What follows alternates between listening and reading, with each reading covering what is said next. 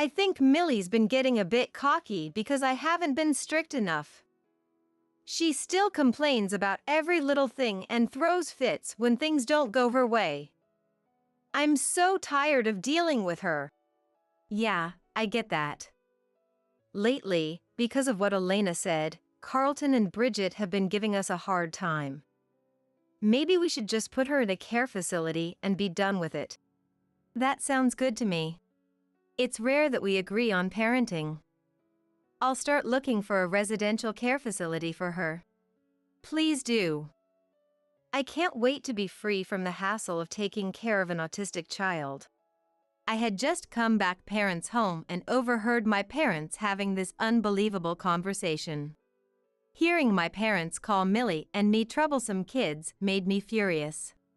More than anything, I couldn't forgive them for calling Millie a hassle and planning to put her in a facility. Then I'll take care of her. I couldn't hold back any longer and burst into the living room, shouting at my parents. You were eavesdropping? Yes. I heard everything about the facility. I won't let you do that. And how do you plan to take care of her? You're still a college student. I'll figure out the money. I won't leave Millie with people like you. You think you can do it? Maybe it's for the best. She'll learn how hard it is to be with Millie and realize how powerless she is. She won't defy us anymore. So it's like tough love. I like it. Fine, take her. But you said you'd handle it. We're not helping at all. Once you realize how tough it is, you'll thank us. I slammed the living room door in frustration, seething at my parents' smug faces. They expected me to give up. Knowing that, there was no way I could ever send Millie back to them. For Millie, I was ready to face any hardship. But it was my parents who would regret it in 10 years. My name is Elena. I'm 19, and I've just started college. Leaving home for college, I didn't move out on my own. Now, I live with Millie. Millie is 6 years younger and still in middle school. Living together as a college student and a middle schooler, people sometimes mistake us for kids from a complicated family without parents. But that's not the case. Our parents are very much alive. However, with their major issues and Millie's minor ones, I decided to live with Millie. This toothbrush is the wrong color. Oh, sorry. The old one was worn out, so I got a new one. Is this color not okay? No. It has to be blue. Got it, wait here. I'll run to the grocery store. I stopped making breakfast and hurried to the local grocery store to get a blue toothbrush for Millie. You might wonder if this is necessary, but it is. If I don't get the blue toothbrush, Millie might have a meltdown. Millie has autism spectrum disorder and is very particular about certain things. So, her insistence on a blue toothbrush isn't just being fussy. It was my mistake to buy a different color because the store didn't have blue. I'm heading out. All right, have a good day. Millie waved cheerfully and headed off to school. It was a usual sight. Since my classes started from the second period today, I took my time with breakfast after seeing Millie off. Millie has autism, but she goes to school just like other kids. There is a support staff at school, so I feel at ease. At first, I was worried about living alone with Millie, but we've managed without any major issues and live peacefully. Every day was like a battle till I obtained the peaceful breakfast time like this. Millie wasn't the cause.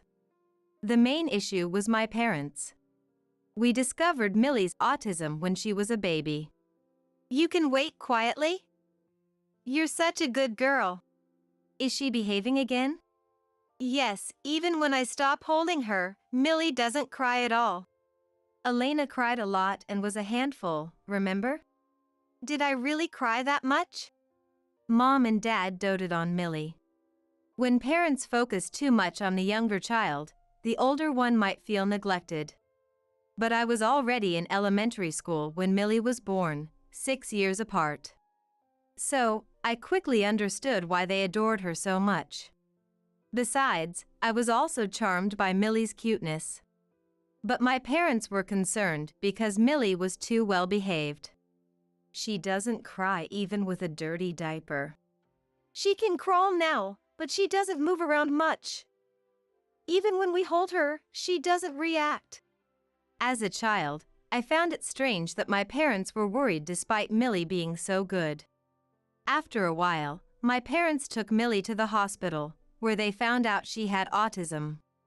At that time, Millie was just a baby who couldn't do much, so autism didn't change our daily life. My parents continued to adore Millie without doing anything differently. They told me about Millie's autism, but as an elementary school kid, I didn't understand what it meant. However, problems started to arise when Millie entered preschool. What's Millie crying about? She got bitten by a mosquito at preschool today. She scratched it until it bled. She injured herself by scratching and can't stand the pain? This is really tough.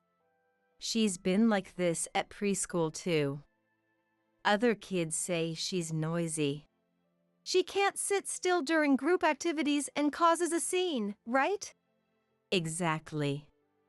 Every day, the teachers tell me about Millie's troubles. The other day, she even hit a teacher who tried to discipline her. If this continues, they might ask her to leave. Wouldn't it be better to withdraw first? That might be true, but... While I was playing my game, my parents had a serious discussion at the table. They thought I was still a child and discussed complex issues in front of me. But children understand more than adults think. I grasped most of their conversation. And I thought, leaving because it's embarrassing? Not because she's bothering the teachers and other kids? It seems like Millie's autism had been communicated to the preschool. However, Millie rarely threw tantrums at home, so my parents thought it was just a stronger phase of defiance. But living in a group setting was too stressful, and Millie was causing more trouble at preschool than they had anticipated. It seems that at this rate, Millie won't be able to continue attending preschool. And that's not the only problem. If Millie can't go to preschool, then does that mean I can't go back to work even though I just resumed working? Should I quit my job instead? You can't handle taking care of Millie. Stop saying things like that just to irritate me, okay? Stop talking to me like that. If I have to quit my job, I should be able to say what I want. Millie is our child, so it's not fair to blame me alone. I felt uncomfortable in the living room, so I stopped playing my game and escaped to my room. I think it was around this time that my parents' approach to Millie began to change. Some time passed, and I became a middle schooler, while Millie became an elementary school student. At school, Millie had a support aide who helped her. About once or twice a week, she would take classes tailored to her needs, separate from her classmates, allowing her to attend school like everyone else. My parents told me that when they were kids, everyone had to conform to the same values at school. But now, individuality is valued, and I believe that everyone is different. It seems that Millie's classmates share this understanding. Therefore, even though Millie has autism, her classmates just see her as Millie, and no major issues have arisen.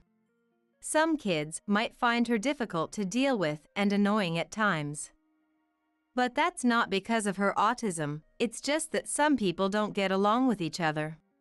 It's as simple as that, and there's no problem with her school life. In fact, she plays with her friends normally and doesn't suddenly make a scene or run off when she's with me. My impression of Millie now, compared to when she was in preschool, is completely different. However, my parents' perception of Millie seems to be very different from mine and those kids around us.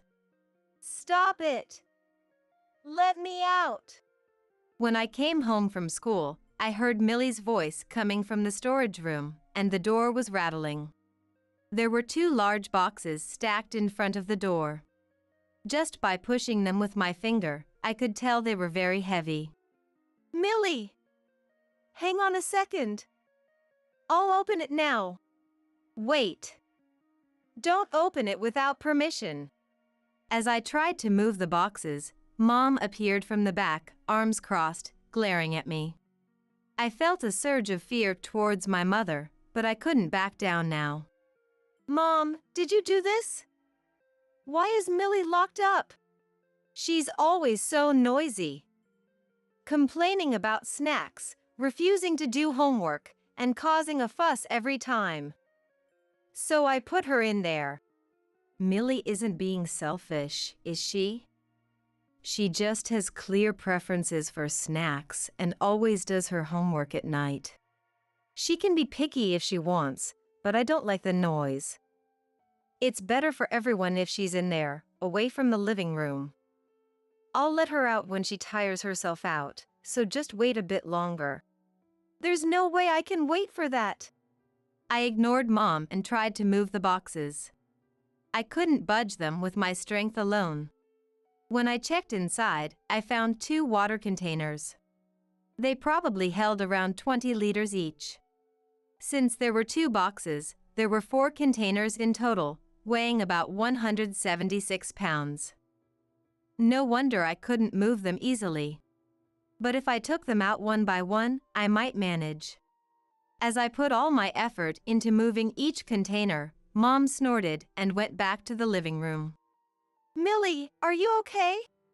Yeah, Elena. When I opened the storage door, Millie was crying terribly. She had been locked up for some time, and her voice was hoarse.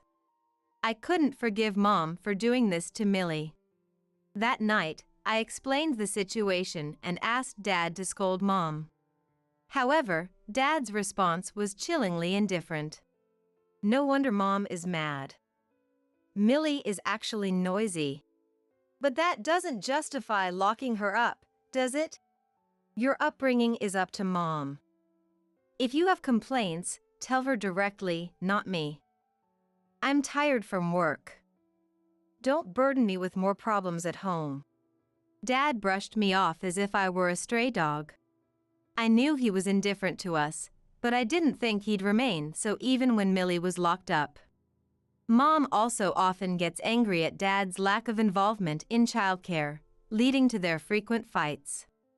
If they're going to argue about childcare, I wish it were about something more substantial. Realizing I couldn't rely on Dad, I decided to handle Millie's situation myself. But since Mom wouldn't listen to me, all I could do was come home as early as possible to protect Millie. Even after that, Mom continued to lock Millie up occasionally, but knowing I would come to rescue her, Millie stopped making a fuss and waited quietly. Mom, noticing that Millie no longer caused a commotion, continued to lock her in the storage but stopped placing boxes in front of the door. Millie could leave any time but chose to stay quietly in the storage until I came home, so Mom decided the boxes were unnecessary. For Mom, the storage became a place to keep Millie quiet. As Millie learned to wait for me quietly, the incidence of her causing a fuss decreased. However, as Millie advanced in school, the situation changed slightly again. I told you I don't want this. Shut up. Clothes are clothes. Just wear it without complaining. I want to wear the green one today. That one's old and I threw it away. From the morning, Millie and Mom were arguing loudly. Mom had bought new clothes for school, but Millie didn't like them. When I looked at Dad, he stopped eating breakfast, looked annoyed, and stood up. I thought he would mediate, but he just left for work. I wished he could meet my expectations. Millie, do you want to wear mine? It's green and similar in style. Okay. I'll settle for that. When I showed Millie the green clothes from my room, she reluctantly agreed. It seemed any green clothes would do. Millie had strong preferences about colors and orders, and when she reached middle school, she started asserting these preferences verbally. She only liked blue toothbrushes and apparently chose her clothing colors based on the day of the week. She also insisted on doing her homework only after dinner and that she had to take her shower first. Millie would make a fuss whenever things didn't go exactly her way with these matters. It wasn't a big deal and we just needed to accommodate her, but Mom seemed to find it bothersome to cater to Millie's quirks, leading to more clashes between them. As a result, I'm home. Huh? Where's Millie? She was being loud again, so I told her not to come back until dinner time and kicked her out. What? So where did Millie go? I don't know. You're kidding! I can't believe this! I rushed out of the house in a panic.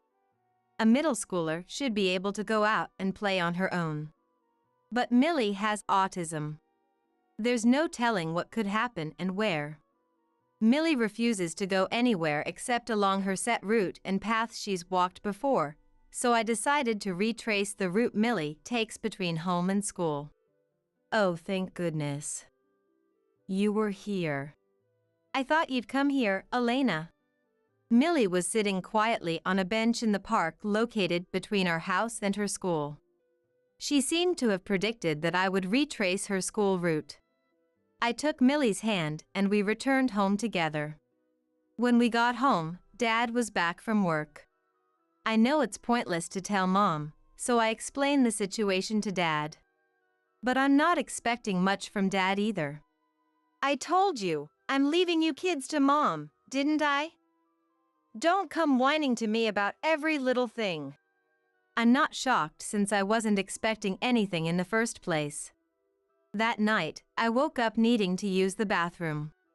As I headed to the bathroom, I noticed the light was on in the living room and I could hear my parents' conversation from inside. Why do you dump everything about the kids on me? I'm tired from work. You quit your job, so of course it's natural for you to look after the two of them, isn't it? What's natural about that? If you're going to act so high and mighty, why don't you earn enough so we don't need my dad's financial support? Aren't you ashamed that we've been relying on support ever since I quit my job? If you're going to say that, then why don't you go work part-time? You complained when you quit your job, didn't you? Millie's older now and goes to school, so you can work now, can't you? What if something happens at school? I'm the one who has to deal with complaints from the teachers when I can't get there right away. As usual, my parents were fighting about us in the living room. Listening to their conversation makes me feel like I'm being treated as a burden, and it doesn't feel good. But I overheard some useful information, so I'll try not to let it bother me. The next day, I called our grandparents Carlton and Bridget and asked them to scold my parents. Apparently, we've been receiving financial support from our grandparents ever since Mom quit her job. In that case, my parents shouldn't be able to defy our grandparents. My plan seemed to work, and Mom stopped locking Millie up or kicking her out. I feel like her clashes with Millie have decreased a bit too. Dad also stopped dumping everything on Mom and started doing things when asked. But it's clear that they're both reluctantly doing it because our grandparents told them to. It shows in their expressions and attitudes. At this rate, I think there's a possibility they could revert back to how they were before. I resolved to take Millie away from this house once I started working. But it seems that was too late. When I became a college student, I started living on my own. The plan was to get used to living independently, then call Millie to join me once I got a job. I was worried about leaving Millie at home, but I thought our parents should be okay for a while after being scolded by our grandparents. However, I tried to go home as often as possible and asked our grandparents to check in on them from time to time. What a pathetic pair of parents, being monitored by both their own parents and their child. One day, I returned to my family home and decided to spend the night before heading back. That night, I woke up again needing to use the bathroom and overheard my parents' conversation in the living room once more. The contents of their discussion were unbelievable. Now that I've stopped scolding Millie, I think that girl is getting a bit carried away. She's still nagging about every little thing, and if I don't accommodate her, she'll start making a fuss. It's still such a hassle. I'm tired of raising this kid. True. Lately, we've been getting an earful from Carlton and Bridget because of what Elena said. Let's just put Millie in a facility and make our lives easier. That's a good idea. It's rare for you to have a same opinion on child-rearing matters. All right, I'll look into residential facilities for the disabled. Please do. I'll finally be free from dealing with an autistic child. Anger welled up inside me upon realizing that my parents considered my sister and me to be burdens. Above all, I couldn't forgive them for calling Millie a hassle and trying to put her in some facility. Then I'll raise her. Unable to contain myself, I found that I had flung open the living room door and declared this to my parents before I knew it. You were listening?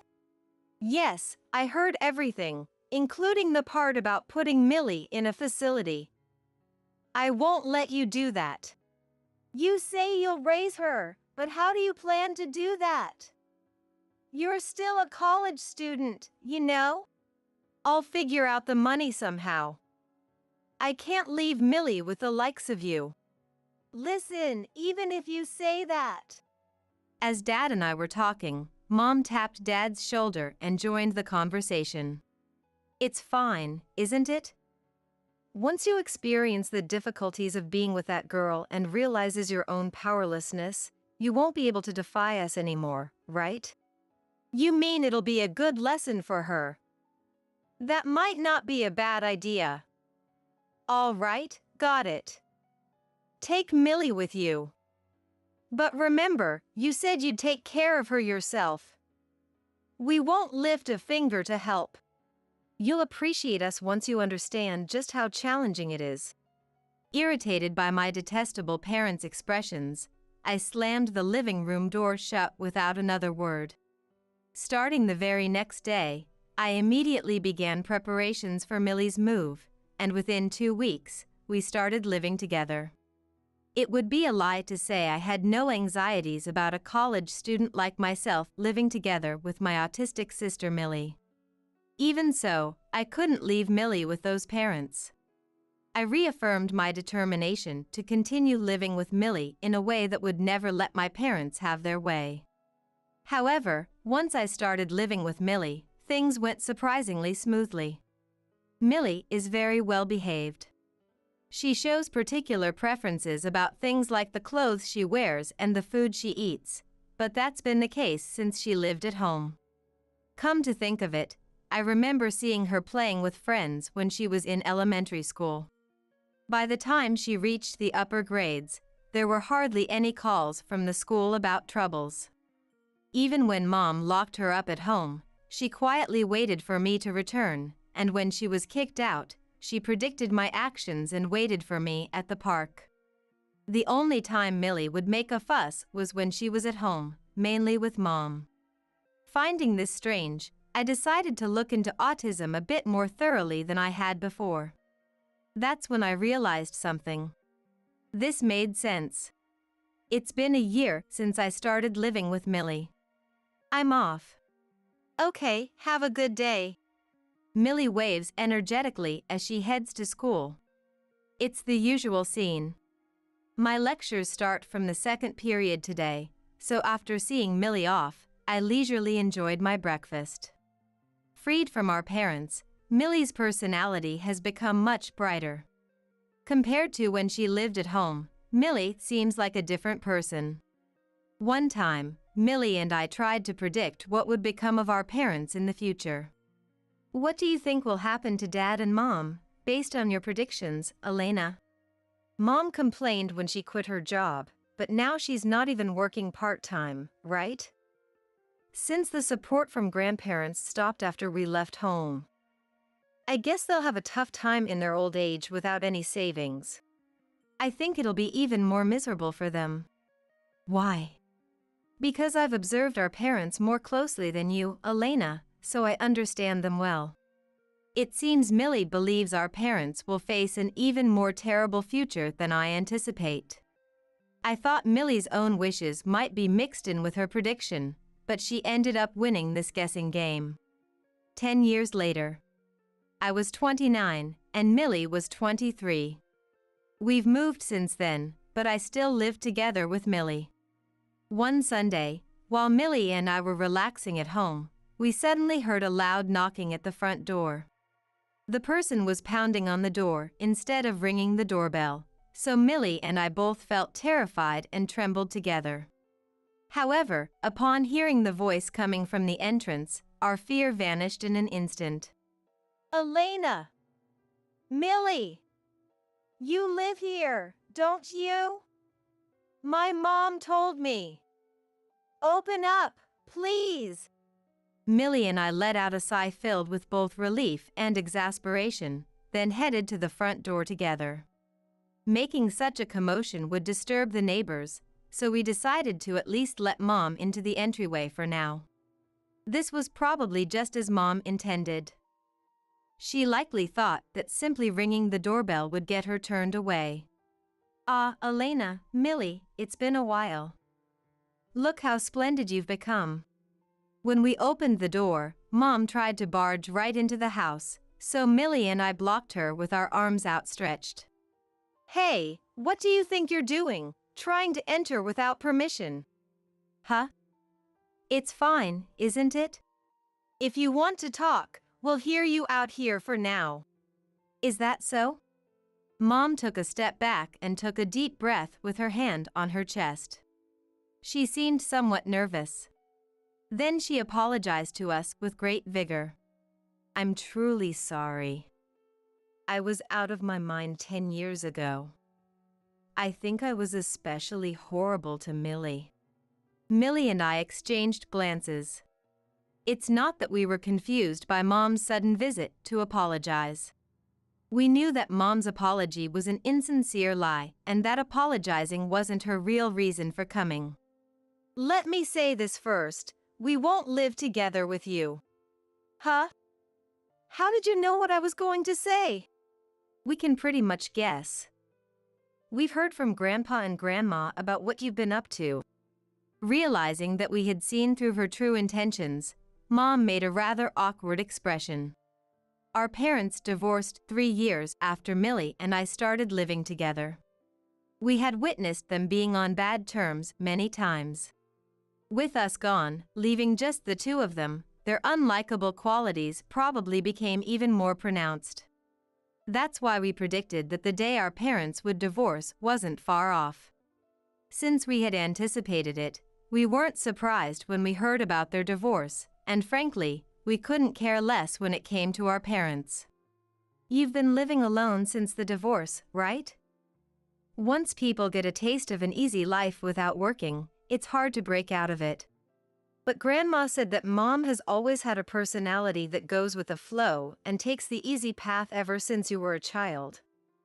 So maybe that's why you found it bothersome to accommodate Millie and clashed with her so often. Mom didn't work even after the divorce. She apparently thought a life without working was comfortable. The fact that she could live for 7 years without working after the divorce was thanks in part to the division of assets at the time of divorce, but that's not the whole story. Still, I can't believe Dad had an affair. And apparently the woman was 10 years younger than him. Dad was unexpectedly shrewd. The cause of our parents' divorce was Dad's infidelity.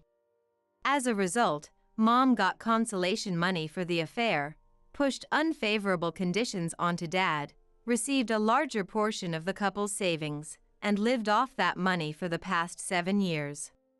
However, if you don't work, the money will only keep decreasing. You've come to us because you've run out of money, right? You asked our grandparents for help first, but they turned you away, didn't they? We heard about that too. There's no way Grandma and the others would help Mom after you tried to abandon Millie. Mom must be around 58 years old now, right? You quit your job before turning 30? Even if you say you want to work now, you'll face many challenges at your age. And with your lack of motivation, you probably don't even feel like working anyway. Well, even if you start saving money now, a difficult retirement is pretty much guaranteed. Mom fell silent from the beginning of this conversation, staring at us with a puzzled look in her eyes. It's not because we're voicing Mom's own thoughts. Are you really Millie? Yeah, why? What about your autism? I have autism, so what? What do you mean? How are you so put together? Don't you depend on Elena to get by? That's rude.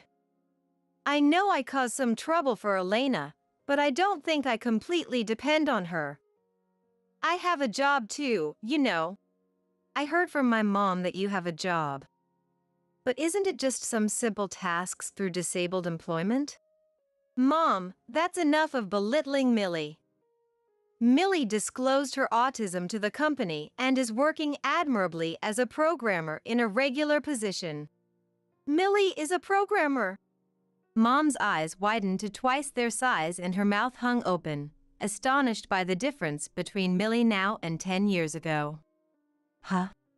I couldn't help but laugh at Mom's odd expression. What's with that face, Mom? Millie has high-functioning autism. High-functioning autism? Autism is often accompanied by intellectual disabilities. However, about 20% have mild intellectual disabilities and higher intellectual functioning. This is called high-functioning autism. Millie has autism spectrum disorder, which used to also be referred to as Asperger's syndrome or pervasive developmental disorder. But now, the terminology has been unified under autism spectrum disorder, including high-functioning autism. Mom had lumped it all together as autism, but looking closely, there are several types of autism. Millie has autism, but with mild intellectual impairment. That's why she could play normally with friends, and was quiet when we first started living together. But didn't she constantly have problems in preschool? That was simply because she was still immature mentally. Wasn't she always making a fuss at home? That's because you ignored Millie's fixations and tried to force her to listen. Apparently, Millie experiences more stress than others when she can't do what she has in mind. But it's not a big deal if you just pay attention to that stress. The things she has in mind are mostly trivial, like brushing teeth, clothing colors, the order and timing of using the bathroom. So in Millie's case, she's able to work. Still, to be a programmer. Millie develops strong fixations on certain things. When she took a light programming class in high school, it captured her interest. She started studying on her own outside of school. After graduating high school, she got a job at her current company and is apparently one of their top performers. So Millie is a programmer and Elena is a nurse? Meaning you both have decent incomes? It's not a lot, but we get by. Then you should provide some support. You need to repay me for raising you. Mom straightforwardly demanded money. However, she seemed flustered, as if backed into a corner with no concern for appearances. Such brazen people are troublesome. Locking me up and kicking me out of the house was abuse. Since I didn't report it, let's call it even. As I was warily facing off against the unabashed Mom, Millie swiftly rejected her words and chased her out. After closing the front door, Millie gave me a thumbs up. Getting rid of Mom made us feel a bit relieved. 3 months after Mom's visit, Dad showed up. Ah, Elena, Millie. Look how great you've grown up. I'm so sorry about 10 years ago. I wasn't in my right mind then. I know I treated Millie especially horribly. I felt like I was watching a rerun. Dad came to apologize, but we knew his motive was the same as Mom's. We're not going to living together. We heard the stories from grandparents. Before coming here, you went to Grandma for help and got turned away. You married your mistress who was 10 years younger, but got divorced because of her reckless spending, right? And apparently, she was a parasite who dated and married men, blew through their money, then dumped them when it ran out. So she used up all your money and left you. Dad, you're 61 this year, right? Being left with nothing in your 60s must be rough. You were thrilled thinking she was 10 years younger than Mom, but too bad. Though you must have known she was divorced with a kid. Maybe you should have been more cautious instead of jumping in. Are you really Millie? I don't want to explain, so just ask Mom. I got irritated with Dad saying the same things as Mom. And the rest unfolding the same way as with Mom irked me even more. You too! Pay back the debt of gratitude for raising you! Didn't you and Mom receive support from Grandma and Grandpa? And the reason we could go to college and live together while I was a student was thanks to the money they provided. We don't owe you anything, and we already paid back the living expenses and tuition Grandma and Grandpa covered by working. Now we're trying to figure out how to repay the favors we still owe them. Millie and I kicked Dad out of the house together. Closing the front door, we both felt refreshed. You were right, Millie. Seems like they won't just have a poor retirement, but much worse. I only thought they would get divorced and cut off by us and the relatives. I never imagined they'd run out of money and hit retirement at 60 either. We laughed together at the entrance over failing to predict our parents' futures. After that, Mom seemed to give up on relying on us, not contacting or coming by anymore. However, Dad didn't give up, coming to our place many times. Even when ignored at home, he started loitering around and ambushing us outside. I had no choice but to report a suspicious person hanging around and causing trouble. Dad is a weirdo, so I don't think that's inaccurate. With a man stalking 2 women, the police took swift action. The police must have warned Dad, as he finally gave up on us. The fact that our parents tried to abandon Millie is well known among relatives through me and our grandparents, so no one will likely help them. And since the reason for their divorce was an affair, they probably won't reconcile either. They'll struggle without money, but from now on they can each slowly live out their retirement years alone. Sometime later, Millie and I started living separately. Millie was getting married. An office romance, and he apparently understands her condition. I'm a bit frustrated Millie beat me to it, but I'll congratulate her to maintain my dignity as the older sister. Just past 6 p.m., I heard the door opening from the entranceway. Our eldest son, Sam, was under the impression that we, his parents, were out attending a concert, unaware that it was a trap. Lately, we've noticed the disappearance of brand-name bags, accessories, and even the cherished watch that belonged to my late father. It seems like no one's home, just like you said over the phone. Sam, reassured, took out his smartphone and started making a call to someone. We were hidden, watching him closely. Kate? It's me. Just got to my parents' house. It seems the person on the other end was our daughter-in-law, Kate. Really? No one's there?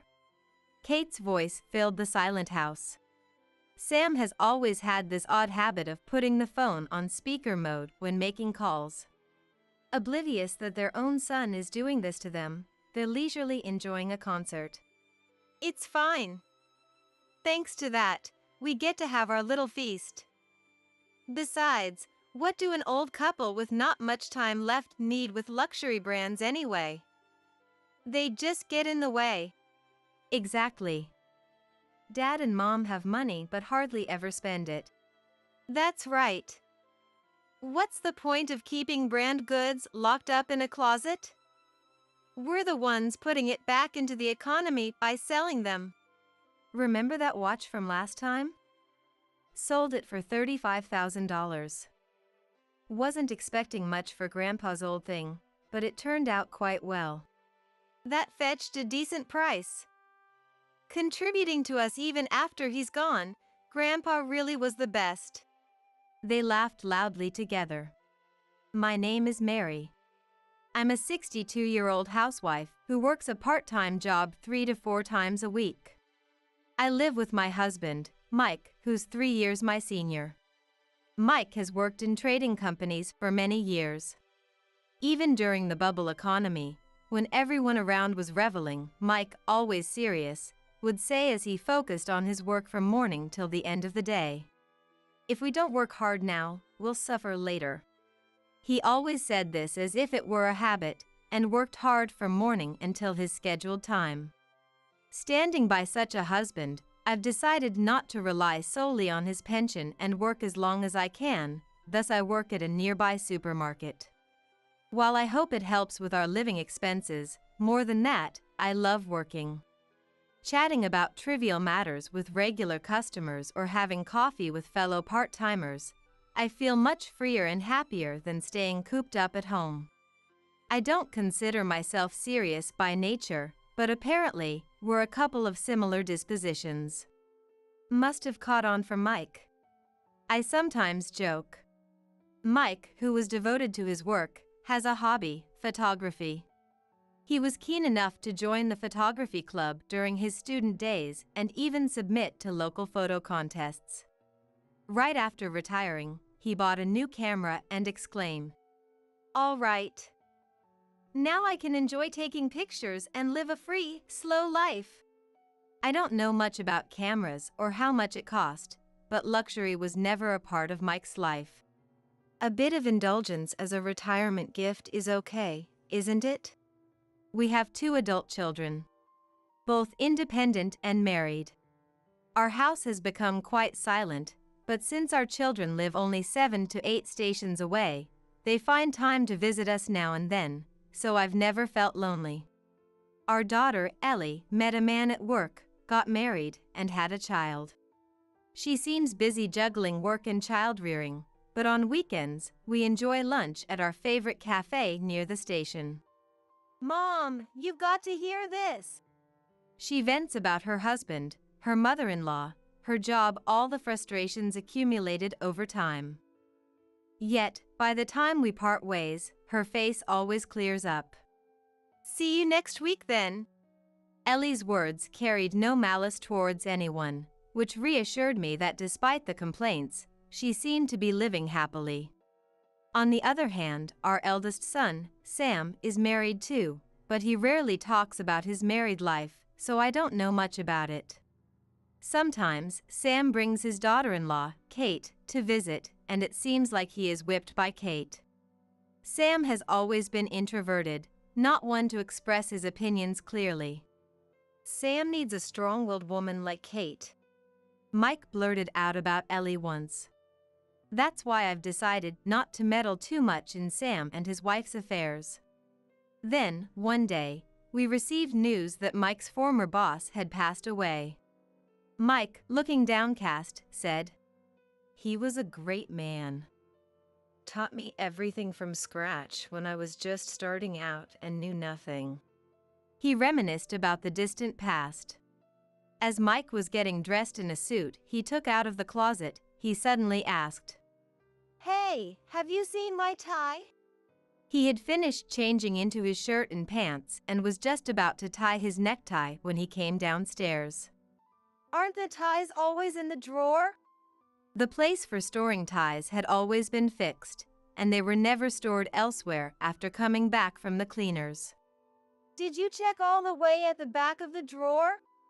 I wondered if it was pushed too far back and became hard to see from the front. "Of course I checked. But I still can't find it." Just to be sure, I also went upstairs and checked the drawer, but as Mike said, the tie was nowhere to be found. "That's strange. It should always be here."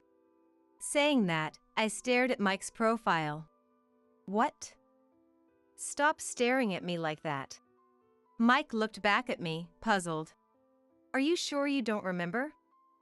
Maybe you accidentally put it somewhere else after it came back from the cleaners? Why would I do that? The frustration of not finding the supposed tie combined with the urgency of the funeral's approaching time made Mike raise his voice more than necessary. Sorry, I just snapped.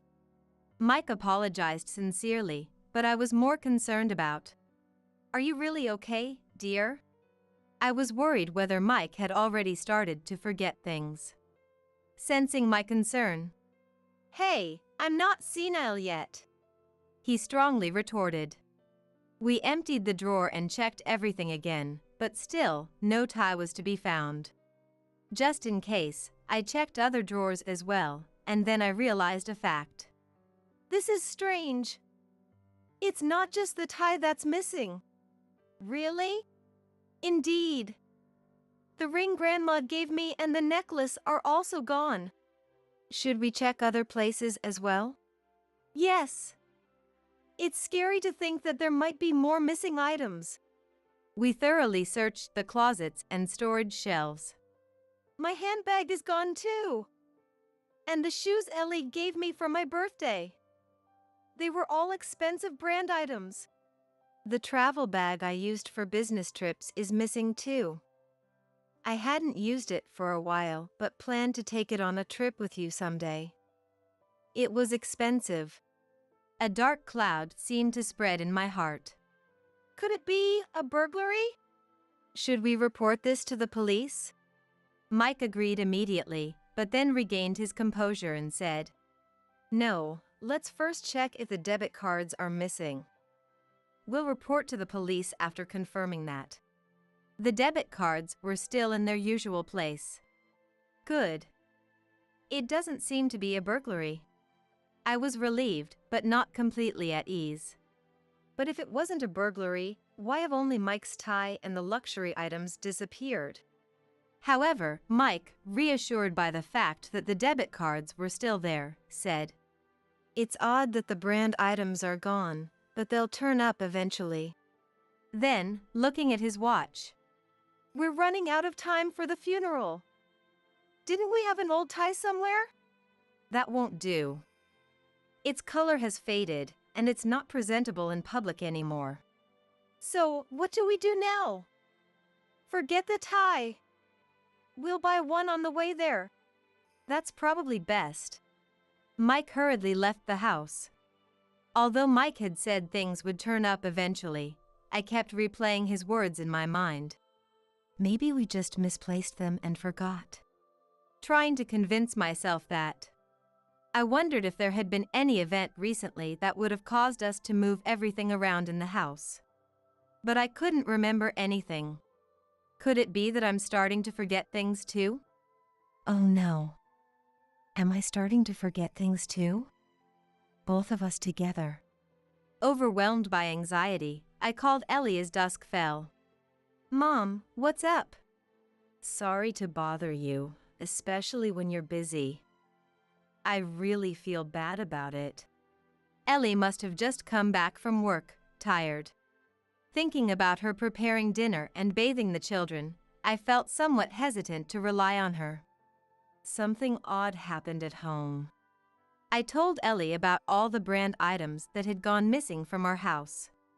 The debit cards were left untouched, right? That is indeed strange. Then, after a moment of thought on the other end, Ellie suggested, Why don't you try installing surveillance cameras? Aren't those expensive? Don't worry. The cameras these days are more affordable and high performance compared to before. Plus, they come with features that allow you to check the footage anytime via a smartphone app. That does sound convenient. But it's also kind of scary. What if it captures some stranger lurking around? Ellie laughed it off. That's exactly why you install surveillance cameras. Seeing my hesitation, Ellie excitedly proposed. Let's do this. I'll buy a surveillance camera to try out. I was planning to go to the store tomorrow because the air conditioner is acting up. I'll pick up a camera while I'm there. Ellie then installed the purchased cameras in every room of our house. There we go. I'll check the footage daily through the smartphone app. I really appreciate it. I'm glad you turned out to be such a caring daughter. Mom, you're exaggerating. With those words, Ellie left with a bright smile. A week later, the previously cheerful Ellie called with a heavy tone. I have something important to discuss, so I'm coming over tonight. Despite it being a weekday, Ellie left work early to come to our house. It seemed there was an emergency that took precedence over her own family. Please don't be shocked, but listen. Ellie started gravely. Sam has been snooping around the house. I was so shocked I couldn't speak. Holding the spare key to our house, Ellie continued. This key isn't just with me, right? Sam has one too. Indeed, Ellie could use that spare key to enter our house. The same was true for Sam, our child, just like Ellie. Yet, I couldn't bring myself to simply nod in agreement. Sam wouldn't do such a thing. I understand you want to believe in Sam. He's my brother too, and I don't want to believe he would do something like this. Before showing me. But, Mom, can you still say the same after seeing this? Ellie then showed me a video on her smartphone. It was footage recorded by the surveillance camera. I'll spare you the details, but the person in this footage is Sam, sneaking around the house when you and Dad are out, and not just once, but 3 times in 1 week. The quality of surveillance camera footage these days is much clearer than it used to be. No matter how much I wanted to deny it. It's not Sam. It's someone else entirely. The evidence was too clear to ignore. It was unmistakably Sam. I didn't want to believe it at first, but with such clear footage, it's hard to defend him. I still wanted to believe in Sam, even if just a little. But if all these mysterious disappearances were indeed Sam's doing, everything made sense. Stealing debit cards would have immediately alerted us and involved the police. But the disappearance of items we wouldn't regularly check, like handbags and accessories, could go unnoticed for a while. Or we might never have realized it at all. Sam was counting on that. Could it be even that too? I pulled out a small box from the back of the closet and opened it. It's gone. The watch that was supposed to be in here has disappeared. That watch, it was Grandpa's favorite, wasn't it? Ellie murmured, looking at my father's portrait. My father, Ben, to whom Ellie refers as her grandfather, was known as a serious and strict figure at work, feared by many, but he was gentle with his family. Without any particular hobbies, Ben's pride was the watch he always wore. I felt a surge of anger towards Sam for taking Ben's beloved watch without permission. Unforgivable. To steal Ben's precious watch. Even if he is our son, I won't let this go easily. Mike was even more visibly furious than I was. Ben had doted on Mike like his own son, often taking him out for drinks. Ben was always so good to me. His words saved me whenever work got tough. Mike said, reminiscing about Ben, tears rolling down his cheeks. Clenching his fists tightly, he declared, Sam is disregarding Ben's way of life. I absolutely cannot forgive him. Mike was ready to confront our son and his wife with fury. As Mike stormed towards the entrance with heavy steps, Ellie and I desperately held him back. Please calm down, Mike. I understand how you feel, but we need to ascertain the truth first. The footage clearly shows it. Isn't that enough evidence? It's too early for that. If it's said that Sam was only temporarily taking them, that's the end of it. Mike bit his lip in frustration and asked, So, what should we do? I have a suggestion, Ellie said, calming the enraged Mike. She looked at both Mike and me, then spoke slowly for us to understand. We set a trap for Sam. The next day, I casually called Sam, pretending everything was normal. Mike got some concert tickets from an old colleague. He's invited me out for an evening. It's been a while since we've gone out together. On the other end, Sam, without any hint of suspicion. That's great. Have a good time together. Dad has been working hard all these years, after all. Now's the time to relax and enjoy some quality time as a couple. For someone who usually spoke little, Sam's verbosity surprised me. It's clear Sam wants to keep Dad and Mom away from the house. His true motives are obvious, Ellie whispered from behind. After hanging up, I was overwhelmed with a sense of emptiness for having to deceive Sam and sadness from his betrayal. Anyway, as soon as it gets dark this evening, we'll turn off all the lights and make the house look empty. We'll make Sam believe no one's home. Mike and I nodded in agreement. As evening fell, we turned off all the lights in the house. Everything's set now. In the darkness, lit only by moonlight, we waited in silence for the unsuspecting Sam to arrive. Just past 6 p.m., we heard the door opening from the entrance. Sam had fallen for Ellie's trap without realizing it. Mom? Dad? It's me, Sam. You're not here, right? You went out to the concert, didn't you? Even though he knew no one was there, Sam talked to himself, probably checking if anyone was left inside. It could be a ritual before he began his theft. Just like you said on the phone, it seems no one's home. Sam, reassured, took out his smartphone and started making a call. We watched him closely from our hiding spot. Kate? It's me, Sam. I've just arrived at my parents' house. The person on the other end seemed to be our daughter-in-law, Kate. Really? No one's there? Kate's voice echoed through the silent house. Sam has always had this peculiar habit of using speaker mode during calls. It's all clear. I've called out several times to make sure no one's here. Sam replied with a laugh. Unaware their own son is doing this to them, they're leisurely at a concert. That's fine. Thanks to that, we get our chance. Besides, what do an old couple nearing the end of their lives need with luxury brands anyway? Exactly. Dad and Mom have money but never spend it. Right? Keeping luxury brands in the closet without using them makes no sense. It's when we sell them and turn them into cash that we can actually contribute to the economy of this country.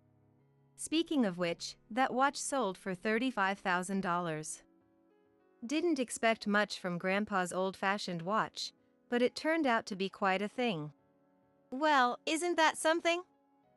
Contributing to us even after his death, Grandpa really was the best. They said, laughing loudly together. Well, shall we get started?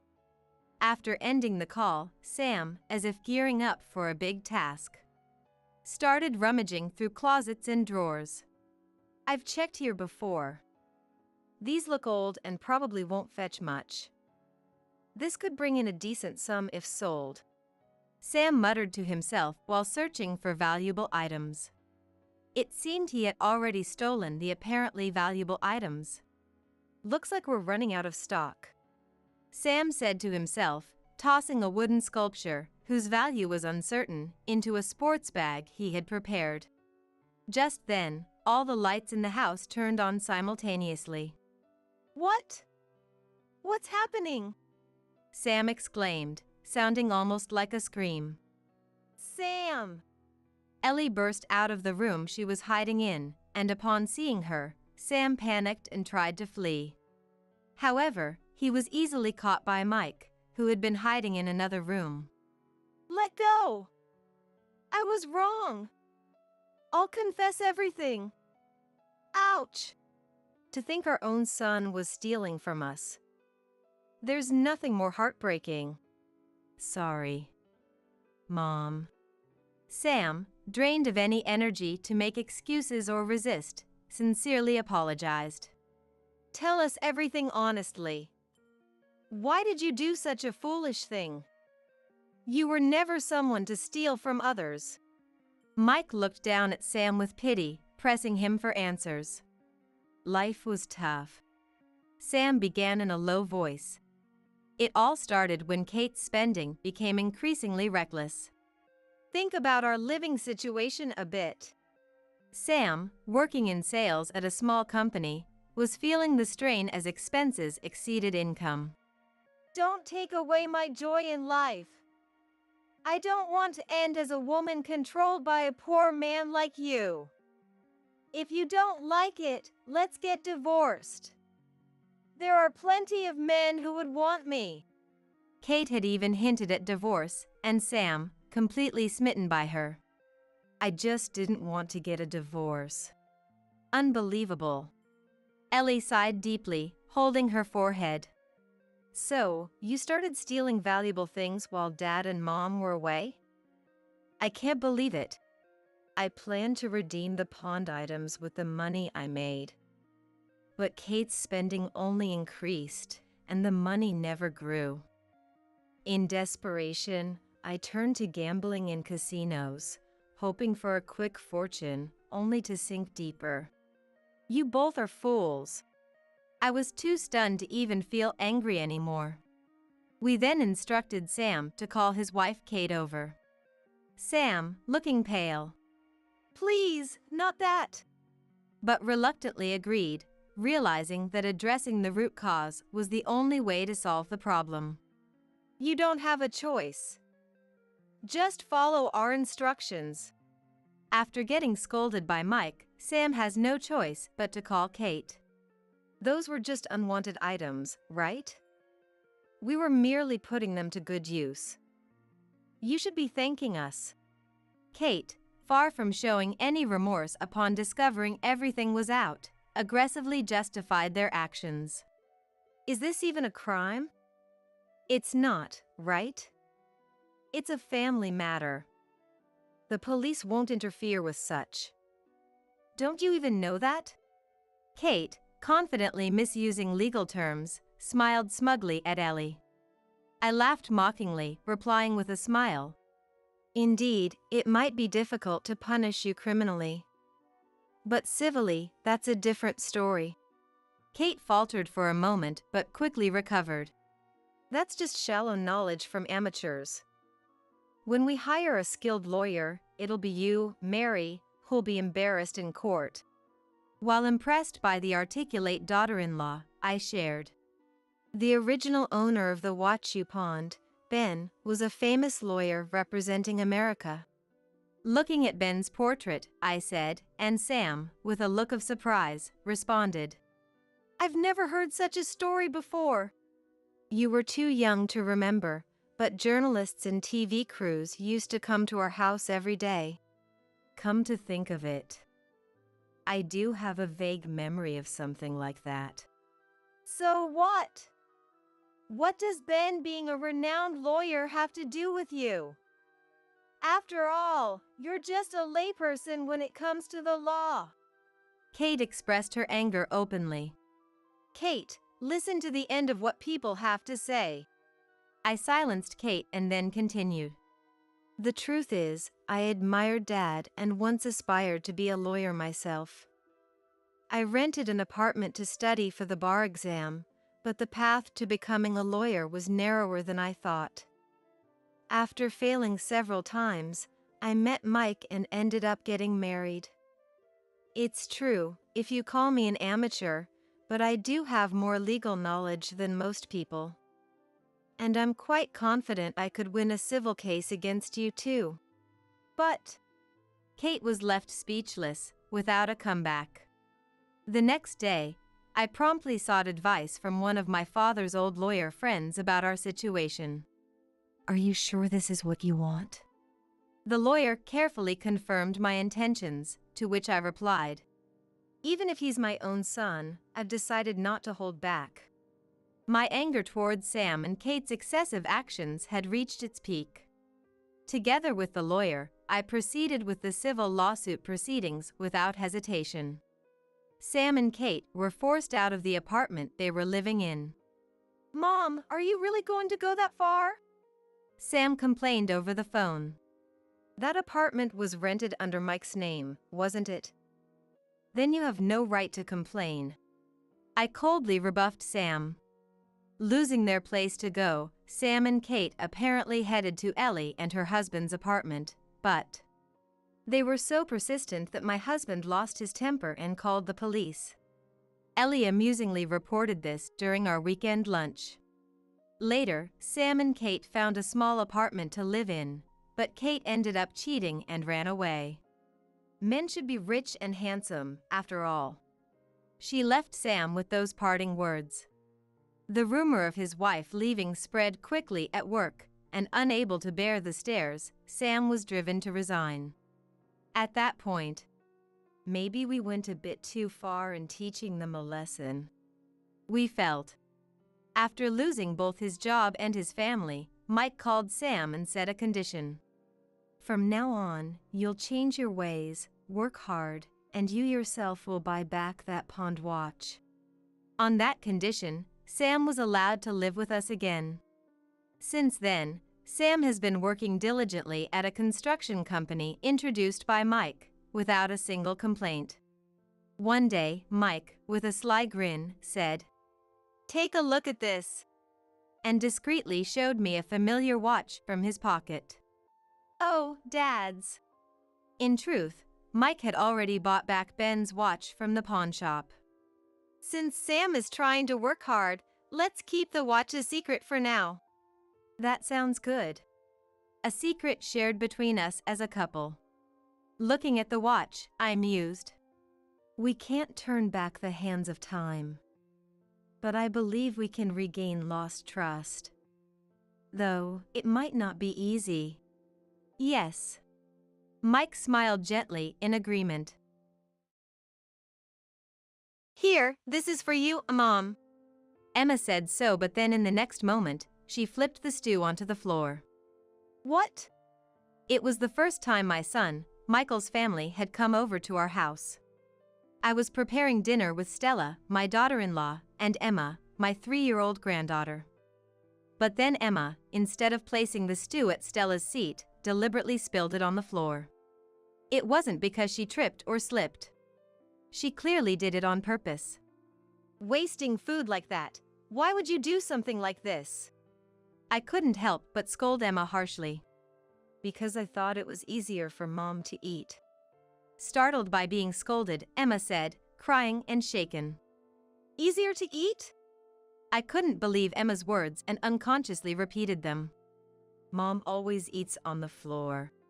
"What do you mean?" Sobbing, Emma tried to explain. Hearing Emma's surreal words, I looked at Stella to question her. Seeing Stella with a pale face and her shoulders shrunken, I felt she was hiding something. "Good morning." Today, as always, while looking at the portrait of my deceased husband, I greeted. I have been living alone since my husband Ian passed away a few years ago. The expression on Ian's face in the portrait is grumpy, with a deep furrow between his brows. Thinking back, I hardly ever saw him smile during his lifetime.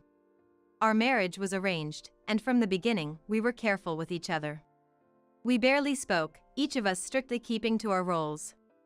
A happy marriage seemed far from achievable, and we never went out together even on holidays.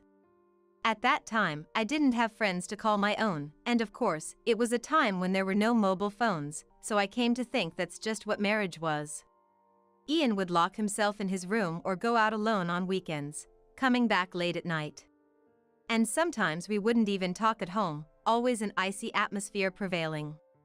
Yet, my in-laws were persistent in wanting to see a grandchild. Suspecting illness due to the lack of childbirth news, they urged me to go to the hospital repeatedly. Ian, for his part, seemed annoyed being nagged, shared the bedroom with me just for one night. Luckily, I became pregnant and decided to pour all my love into raising the child. Ian showed no interest even as my belly grew, mercilessly assigning me household chores even when I was immobilized by morning sickness and wasn't even there for the birth of our child. When I was too exhausted and asked Ian for help, he dismissed me by saying he was busy. However, when our son Michael was born, Ian changed as if he were a different person and actively involved himself in parenting. For the first time, Ian suggested we go shopping together with Michael. What kind of picture books should we read to Michael? I couldn't hide my joy and spoke to Ian more than usual. Wouldn't this outfit look nice on him? Contrary to my excitement, Ian still had an angry look. He hardly responded and dismissed all my choices with a sigh and told me that he would decide everything. I wanted us to cooperate in parenting, but Ian rejected everything I tried to do or say. Only a man can understand what a boy needs. And eventually, even when feeding Michael, he said he wanted to focus on the meal, so he moved to a separate room. Ian was quite strict about everything from how to hold a fork and a knife and to the order of eating. It took 6 months before Ian approved of Michael's eating manners and allowed him to eat with me. The first time I saw Michael eat, I was astonished by how neatly he did it. He never complained or showed weakness, focusing solely on his studies and not playing with friends. Michael, well done. Why don't you take a break sometimes? I tried to comfort Michael with some cake as a snack while Ian was away. Sweets aren't good for the body. He refused without even glancing my way. As Michael entered high school, he joined the baseball team, wanting to train his spirit, and became a star pitcher of the team. Even after that, thanks to his disciplined effort, he tackled everything with all his might and graduated top of his class from a prestigious university known for its difficulty. Raised by the strict Ian, Michael grew up to be so graceful in his movements that people passing by on the streets would stop and stare. It seems he was even approached by several women for dates. I once saw Michael sighing to himself. Michael, isn't there someone you're interested in? I find it more meaningful to spend my time honing myself, rather than romance.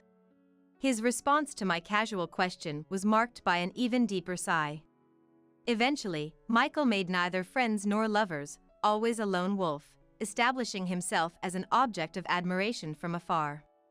After university, he landed a job at a major publishing company, enviable to many. The publishing company kept him busy, and Michael lived a life of constant business trips, hardly ever returning home. He woke up early every morning and returned home on the last train. With such a lifestyle, he had no chance for encounters, dedicating his days to work alone. Even the formidable Ian would be asleep by the time Michael came home, so I secretly prepared snacks for him. A man's body is his capital. Ian had always fed Michael a perfect meal of one soup and one dish, and so he was forbidden snacks, especially midnight snacks. However, no matter how balanced the diet, it was clear that the hard-working Michael was gradually losing weight due to insufficient nutrition. He's going to collapse if he keeps this up. Michael initially refused the midnight snack, wanting to go to bed early. But one day, after exchanging such words several times, Michael's stomach growled loudly, cutting off his words. "The stew is ready," I said. "I want to go to sleep." "See, the stomach doesn't lie," I gently told Michael, who turned bright red and looked down. "Is it really okay for me to eat?" "Of course. I made it for that reason. Thank you." With a slightly trembling voice, Michael carefully brought the spoon to his mouth. Then, with his spoon in his mouth, Michael froze. "Michael, what's wrong?" "It's delicious." It seemed the taste was shockingly good for Michael. He devoured the steaming stew, even asking for seconds. After finishing 3 plates, Michael showed a smile I had never seen before. "Ah, this is the best feeling. I didn't know there was something this delicious. You've worked hard every day. I'll prepare a snack for you tomorrow night, too." From that day on, Michael began to eat the midnight snacks I prepared with curiosity. Thanks to that, Michael's weight returned to normal, unbeknownst to Ian. The time for midnight snacks, the only time Michael and I spent together, became the time I also looked forward to as well. "Mom, what's for tonight's snack?" Tonight, it's ramen. Ramen. I've been wanting to try that. For Michael, who had never eaten out, the midnight snacks I made were all first-time experiences. Every time, Michael would light up like a child and eagerly eat up the meal. And so, seeing Michael off to work in the morning as usual became part of my daily routine. Michael, having regained his health, made significant progress at work, becoming regarded as the star in the company. This led to a series of invitations from women, it seems. Seeing this, Ian, perhaps unable to stand it, recommended an arranged marriage, and quickly, the discussions concluded, and Michael ended up getting married without any prior dating experience. Michael married Stella, a woman who worked as a secretary to the president of a famous company. Though she was of a quiet demeanor, she appeared to be a polite, serious person. I am inexperienced, so I ask for your kindness. At our first meeting during the introduction, Stella greeted us politely, a rarity these days. I will do my best to be a good wife and support Michael. Stella smiled softly, narrowing her beautiful eyes, and I thought she looked as beautiful as a blossoming flower. We're going to be family, so don't hesitate to rely on us for anything.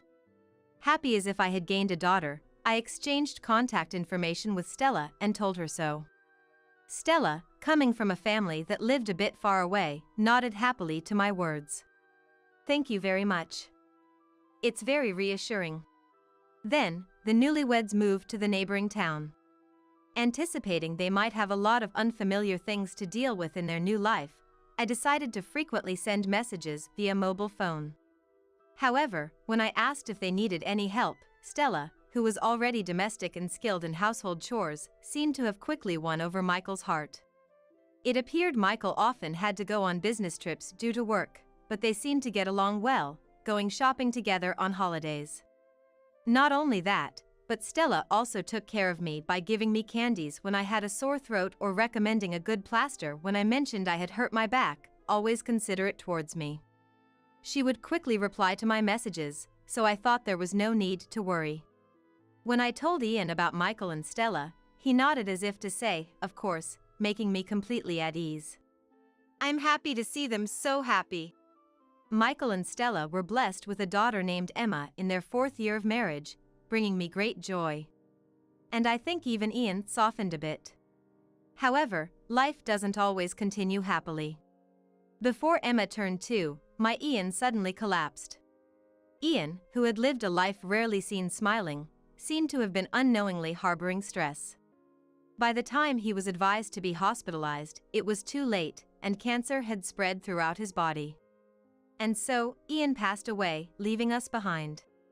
After the funeral, as I started living alone, messages from Stella, which used to come frequently, gradually became scarce. Even when I offered to help with childcare, I was gently refused, not wanting me to go through the trouble. It started after Ian's funeral. Stella suddenly began acting strangely, and when I inquired about Emma or their life, her responses were curt, and sometimes there was no reply at all. She wouldn't answer phone calls, and I worried every day. Feeling the distance between Stella, Emma, and myself, time passed, and before I knew it, Emma was 3. Thinking at least for Emma's 3rd birthday, I decided to send a message about having a meal at my house. Happy 3rd birthday to Emma. Have you gotten used to parenting? Yes, thank you. It's been a while since we've seen each other. How about a meal at my place? No, thank you. Stella's cold reply made me sigh. I haven't had much to look forward to since I became alone. I want to celebrate my first grandchild's 3rd birthday. After sending such a message, perhaps my feelings got through, as she curtly replied, "All right, we'll go." I had doubts about Stella's sudden consent, but the joy of meeting Emma soon dispelled them. And finally, the day of the family meal arrived. "Stella, it's been a while." I greeted Stella and her somewhat tense family with a smile. "Sierra, it's been a while. Thank you for inviting us today." Wondering if they were nervous after such a long time, I let them into my house. "Come on, Emma, say hello to Grandma." Emma, who had been shyly hiding behind Stella, came forward quietly when encouraged and bowed politely. Grandma, hello.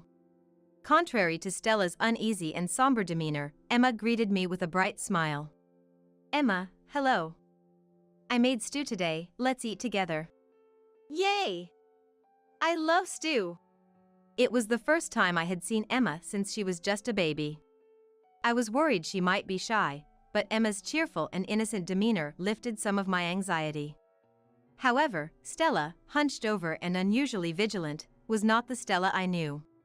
She used to be considerate and attentive to her surroundings. While I was concerned about Stella, I decided to wait and see, understanding she might have things she didn't want to talk about.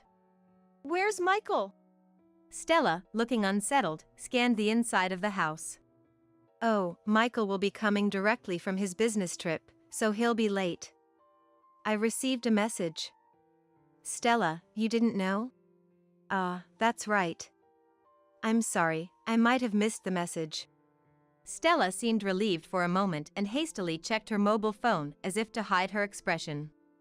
I'm sorry, I had a message too. I can't believe I missed it. I feel like a failure as a wife. Stella's blue face and the way she berated herself seemed excessive to me. The message had just come in, so there was no need to worry so much. However, I didn't press further in front of Emma. It's not your fault, it's okay. Sit down, and I'll reheat the stew. Sorry. Her voice was so low I had to ask again. Stella, did you say something? Nothing, it's nothing. Stella seemed even more withdrawn, making me feel she was hiding something from me. It was just a hunch, but these intuitions often prove correct. I'll help you carry it. Emma ran over with an innocent smile, cutting through the tense atmosphere. Oh, thank you. But stay back from the stove, it's dangerous. Emma's offer to help was impressively mature for a 3-year-old. Stella, meanwhile, sat down hesitantly and stared solemnly at her spoon. Here you go, be careful, it's hot. Okay. Emma energetically took her plate and slowly walked over to Stella. And then, Here, this is for you, Mom. Emma said, and in the next moment, did something unbelievable. What? Emma deliberately spilled the stew on the floor instead of placing it at Stella's seat. It wasn't because she tripped or slipped. She clearly did it on purpose. Why would you do something like this? Wasting food. I couldn't help but scold Emma harshly. Because it's easier for Mom to eat. Surprised by the scolding, Emma said, crying and shaken. Easier to eat? I couldn't believe Emma's words and repeated them unconsciously. Mom always eats on the floor. Eating on the floor? What do you mean? Mom always eats on the floor because Dad makes her. Emma tried to explain, sobbing. Hearing Emma's surreal words, I looked at Stella, who was trembling and pale. Stella, what's going on? Just as Stella was about to speak, the doorbell rang, and Michael appeared at the entrance. Despite the awkward timing, I quickly cleaned up the spilled stew and welcomed Michael in. I'm home. Did something happen? Michael seemed puzzled by the delay between the doorbell and the door opening. Welcome back. I couldn't leave the stove. I tried to act normally, hiding my agitation. I see, is that stew I smell? Yes, your favorite stew. I felt relieved I had made stew and breathed a sigh of relief. Unaware of anything, Michael cheerfully entered the living room, ignoring Stella's distress and sat down with a thud. Nothing beats Mom's stew. Michael spoke loudly while Stella bit her lip tightly. Feeling the tense atmosphere between them, I forced a smile, struggling to maintain a facade. I was skeptical about Michael making her eat on the floor, but I sensed their relationship wasn't good. The conversation remained superficial, the stew tasted bland, but somehow, the meal ended peacefully. After the Michael family left, I messaged Stella about the incident. The only reply I got was it's nothing. It can't be nothing. I murmured quietly to the mobile phone screen, reflecting on our interactions. Stella's messages have been cold lately. The distant replies didn't seem like they were coming from the caring Stella I knew. Thinking about the incident made me wonder if Michael was controlling her phone. I can't overlook what just happened. I need to check on things myself. With that thought, I decided to visit Michael's house. Even though it's spring, it was already dusk. I shivered in the cold air as I approached their house. Just then, I heard a loud argument. It's your fault. What? That was Michael's voice. Panicked, I pressed the doorbell. Michael, with a forced smile, greeted me. Mom, we just said goodbye. What brings you back? I need to talk to Stella. What? Well, Stella's tired from the visit. I'll pass the message. Michael blocked my way, visibly flustered. This is an important matter between women. My firm tone left Michael with no choice but to let me in. Stella? Looking around inside, I noticed the bathroom light was on. I'm going in. As I headed to the bathroom, Michael hurried after me, panicking. Stella's in there. You can't go in now. But I entered the bathroom before Michael could stop me. And what I saw was unexpected. Stella! Stella was in the shower, drenched, sitting on the floor. Sierra. I was cleaning the shower and accidentally turned it on myself. Stella weakly smiled as she spoke to me. This is terrible. You'll catch a cold. After finding a towel, I wrapped Stella in it, drying her hair and arms. I can't believe this. Sorry, Mom. Stella always messes up when I'm not watching. Michael didn't even attempt to get a towel, instead crossing his arms with an angry look. Stella was in a daze, quietly letting me help her. Seeing Stella's slight shivers, I couldn't deny Emma's words were true. Stella, I've dried you off somewhat, but you need to change immediately. Sierra, I'm sorry. Thank you. Always like this. Stella can't do anything without me. Michael complained, but Stella's fear was evident. Pretending to use the bathroom, I discreetly called the police, and soon the doorbell rang, signaling their arrival. Who's that? Michael answered reluctantly. We received complaints about loud noises from this house. The officer said, to which Michael lied about a misunderstanding. The officer insisted on speaking with us after checking the neighborhood. Today's a bad day. Scratching his head, Michael opened the door. 3 officers entered swiftly, one securing Stella and Emma while the others restrained Michael. What?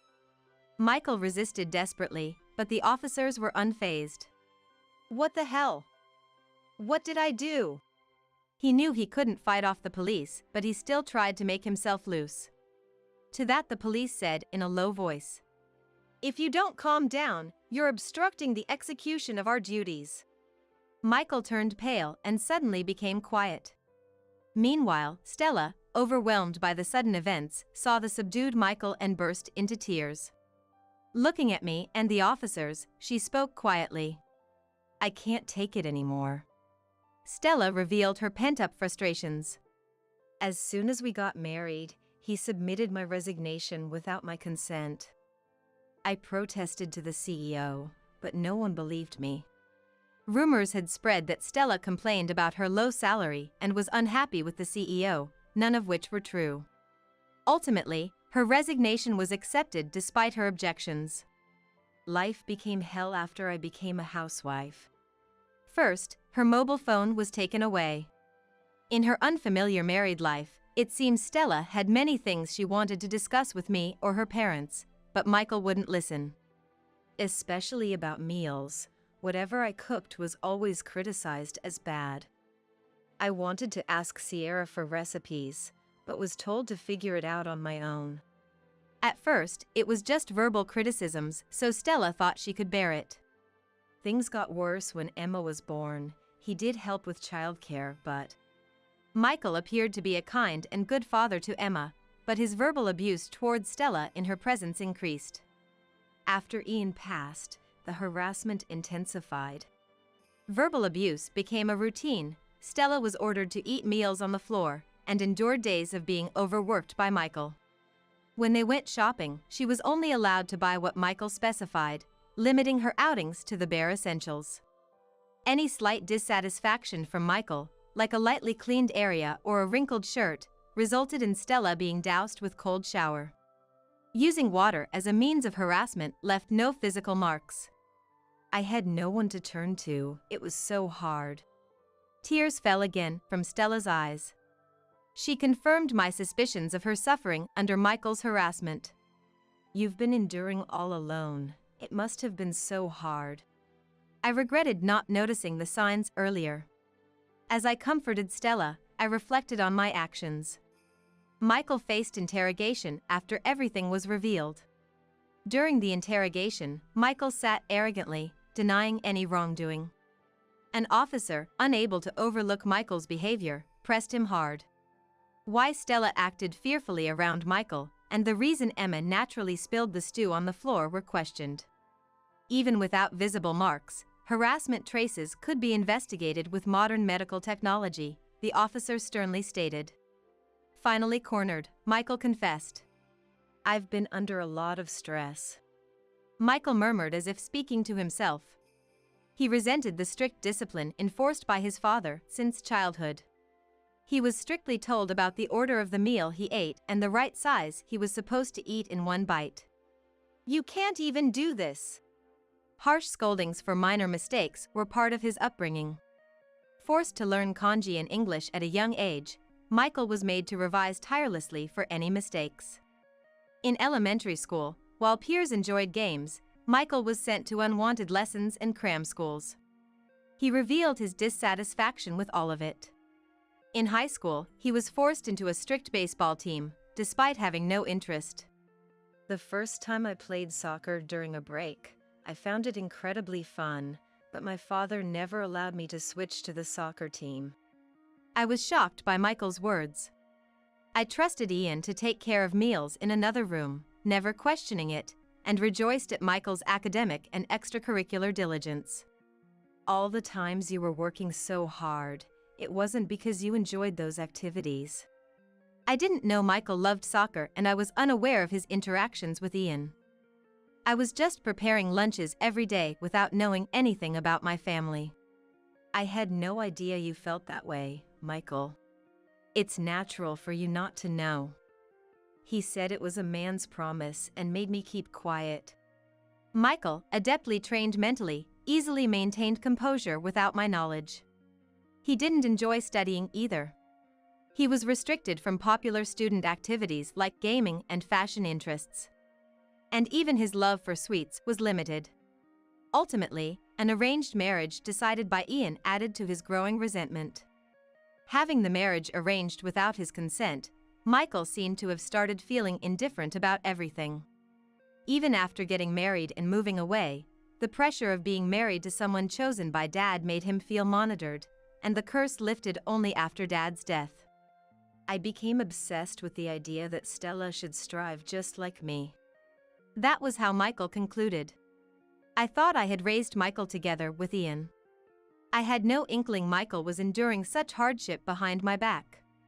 The guilt and powerlessness overwhelmed me. Despite Michael and Ian keeping silent, I bear responsibility for not noticing.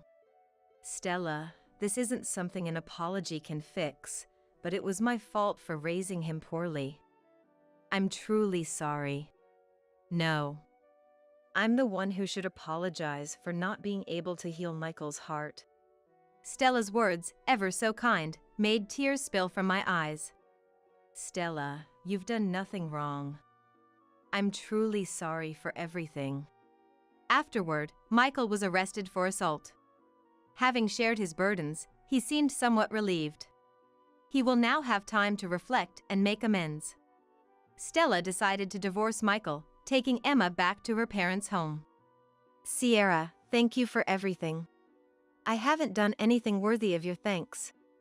I decided to support Stella and Emma financially in Michael's stead. Initially hesitant, Stella accepted after I expressed a desire to maintain a good relationship. I'm sorry if I made you feel uncomfortable. I'll always consider you as my family. Thank you. Having a relationship with you and Emma is a great comfort to me. Stella, having settled into her new life, seemed to regain her bright smile. I regularly received photos of Stella and Emma. She also invites me several times a year to visit Emma. Sierra, would you like to come over sometime? Emma misses you. Seasons have cycled through peaceful days since the incident. Emma started going to elementary school and even visited my house alone. Exactly, Emma, you're doing great. I was teaching Emma how to make hamburgers during one of her visits. Grandma, this is fun. Emma showed a carefree smile, shaping the hamburgers perfectly. Indeed, it's fun. It'd be nice if Mom could join us next time. Yeah. I'll make a lot. I deeply cherished these moments of happiness. Relieved that Michael hadn't inflicted lasting wounds on Emma, I wished for her to always be smiling. As we placed her small hamburgers in the pan, her eyes sparkled with anticipation for the completion of the meal. May your life be filled with smiles from now on. I whispered, as if making a vow. I'm pregnant, so give me $3,000. Laughing mockingly, Sierra extended her hand. I instinctively brushed it away. There's no way I'm giving you that. And why does it have to be such a high amount? To my question, Sierra sneered. Cute kids cost money. You wouldn't understand. That kid's surely going to be cute like Sierra. Unlike someone, she's probably going to be a beauty. Sierra and Rodney burst into laughter. I felt like my anger was about to explode. I just couldn't bear it anymore. Unintentionally, the words I'd been holding back slipped out. Actually, about that kid. As soon as they heard my words, Sierra turned pale, and Rodney looked shocked. Things went a bit differently than planned, but you could say it's a smooth start. But the real revenge starts now. They'll have to pay for what they did to Sis. Let them cry all night after losing everything. Well, that still wouldn't be enough for me. They might as well enjoy themselves for now. Because those smiles will soon fade away. Smiling to myself, I distanced myself from the quarreling Sierra and Rodney. My name is Hannah. I'm 33 and I work in a design office. Talking like this might give off a stylish, urban impression. But the reason I chose this path isn't so simple. To be honest, this was the only choice I had. That's the right way to put it. Actually, I have an older sister named Daisy.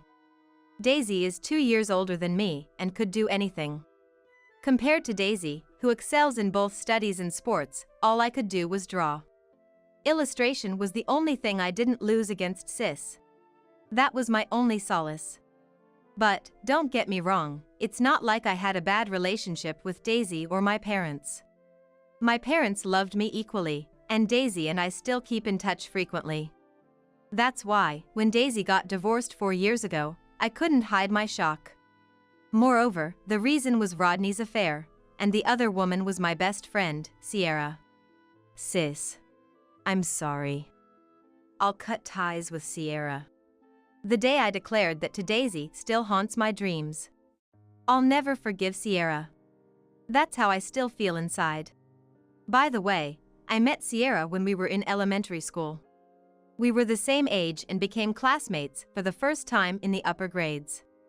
Of course, being in the same grade, we knew each other's names and faces. But we never really had any contact. And that's why we never talked before. I'm Sierra. Nice to meet you. Sierra had a very refined appearance. Her voice was cute, and every gesture was adorable. Being approached by such a cute classmate, I became nervous. What's wrong? Well, it's just that you're so much cuter than me. Me? Really? Sierra asked, looking back at me. I nodded slightly. In that moment, Sierra hugged me and whispered in my ear with a smile. I think you're cute too. Be confident. Really? Yeah. Let's become best friends. And that's how we became best friends. Since then, Sierra was always by my side. When I was talked about behind my back at school, it was Sierra who defended me first. There are kids saying bad things about Hannah, but let's not do that. Sierra said confidently in front of our classmates. As expected, the classmates fell silent. The reason I was talked about, in fact, was because of Daisy's presence being known. Initially, many friends would say things like this to me. It's so cool to have a sis who's good at studying. Being the starting player, that's awesome. I was happy when Daisy was praised. It didn't bother me. But those words of praise for Daisy turned into backhanded comments about me. Her sister is terrible at both studies and sports. Being good at drawing, isn't that kind of lame? Of course, no one would say it to my face. They talked in whispers, hidden in the corners of the classroom. But, of course, I could hear them. However, it was the truth, so I couldn't deny it. It was frustrating, but it was the truth. All I could do was bear it. But, maybe sensing how I felt, Sierra spoke up for me. Moreover, perhaps to prevent the issue from lingering, Sierra didn't single out the culprits. That approach worked well, and the people who talked about me disappeared. Thank you, Sierra. We're best friends. Of course I got your back. Our bond grew even stronger. However, I learned the truth about that incident a year ago. It was during a reunion after a long time. A friend told me this story. The bad-mouthing about me was instigated by Sierra. She defended me to gain my trust. Hearing that, I felt like my heart was about to burst with regret. If I had seen through the lie at that time, maybe sis wouldn't have divorced. Since learning that fact a year ago, I've found it even harder to forgive Sierra. Let me say this again, I only found out about this fact a year ago. So until the moment I heard about Daisy's divorce, I always thought of Sierra as my best friend. Even as we grew older, I believed Sierra was my best friend. That's why I accepted everything Sierra said without any doubt. You have a talent for illustration. You should definitely pursue that path. Really? Do you think so? Go for it. Sierra encouraged me. Thinking so, I enrolled in a design-focused university. Looking back, it might seem laughable. But back then, I believed Sierra's advice. However, there was one good thing. It was that I truly had a talent for illustration. After enrolling in university, my design talent blossomed, and I landed a job at a design office with top grades. On the other hand, Sierra joined a modeling agency after graduating high school. But she didn't make any spectacular achievements. She appeared in fashion magazines. But only a few times. That marked the end of Sierra's modeling career. Nonetheless, it's undeniable that Sierra was beautiful. As if leveraging her good looks, Sierra switched careers to a major apparel manufacturer. Then she started working as a salesperson at a clothing store the company operated. Being a former model, she indeed boosted the store's sales significantly. Thus, Sierra became a popular salesperson. Hearing the rumors, I visited Sierra. Sierra, you seem to have become quite popular. Hannah! You came to see me! Sierra rushed over. Being mindful of the surroundings, I nodded slightly. By the way, how's your job, Hannah? Web design and stuff, pretty challenging, but I guess it's fulfilling. I see. Then I'll have to work hard too. I thought she'd be down after quitting modeling, but she seemed just fine. As I was thinking, Sierra leaned in and asked, So, what are you here to buy today? If it's a new collection, I can help out and choose for you. No. It's not that. I'm actually looking for a present for sis. 2 years older, right? Is it her birthday or something? Sierra smiled. I replied a bit shyly. Actually, sis, she's getting married. Marriage? Congratulations! Thank you, but I'm not the one getting married. Right. Sorry. We laughed together. Then I talked about Daisy's marriage. Daisy, who had just turned 28 a few days ago, went out for a meal with her partner Rodney. There, Rodney proposed to Daisy. Of course, Daisy accepted. Having heard the story the day before, I decided to celebrate Daisy's marriage. And after much deliberation, I finally decided to gift Daisy clothes. Considering the upcoming wedding preparations and meetings, Daisy would have more occasions to go out. So, I was wondering if there's any nice outfit. I see. Let me choose for you. Do you have a photo or something of Daisy? Show me. Sierra extended her hand. I sent a photo of Daisy, stored on my mobile phone, to Sierra. It was a picture Daisy had sent me. It probably had been taken during a recent date. The impressive illumination in the background was a hot topic, and it was a photo I particularly liked. This illumination. It's really popular right now. Yup, exactly. We were talking about going there since everyone's buzzing about it. I stopped mid-sentence and instinctively clamped my mouth shut. But it seemed too late. Sierra was looking at me with a laugh. Then, putting her hand to her mouth, she asked me, "I heard we were talking about going there. Do you have a boyfriend by any chance?" Well. My ears turned red with embarrassment. Having a boyfriend was a first for me. Sierra, who had been with me since elementary school, knew that. Of course, Sierra seemed happy for me. But all of it was just an act. When Daisy got divorced and I confronted Sierra, she confessed. Moreover, the photo I sent at that time turned out to be the catalyst for Sierra and Rodney's affair. And on top of that, Sierra had already known for a few days that I had a boyfriend. Apparently, Sierra had witnessed me and my boyfriend Denny on a date a few days before. She was plotting to steal Denny from me. This too was a confession from Sierra. In short, if I hadn't brought up Daisy's marriage, Sierra would have tried to take my boyfriend away. Because I showed Rodney's photo to Sierra, sis ended up divorcing. It goes without saying how much I regretted it, even though it was done unknowingly. Nonetheless, oblivious to everything, I presented the clothes chosen by Sierra to Daisy. Daisy was really pleased and even prepared for her wedding wearing that outfit. Looking back now, I believe that was probably the happiest time for Daisy. After a while, Daisy got married, but she gradually became gloomier. Since we both lived alone, we used to contact each other frequently. However, shortly after the marriage, Daisy started to contact me less often. Maybe she's enjoying her married life? I thought lightly. Then, unusually, Daisy called me. Rodney might be having an affair. Daisy's voice was terribly somber. I tried to comfort her desperately. What do you mean? Are you sure it's not a misunderstanding? I don't think it's a misunderstanding. He's been coming home late, and he's not even home on his days off. Daisy said and finally broke down in tears. In my eyes, Daisy always seemed like a strong person. But that Daisy was crying now. It made it clear to me that she was not okay. Calm down, sis. Let's get to the bottom of this first. I proceeded with an investigation into Rodney's conduct. If they could reconcile, that would be best. That's what I thought, but it backfired.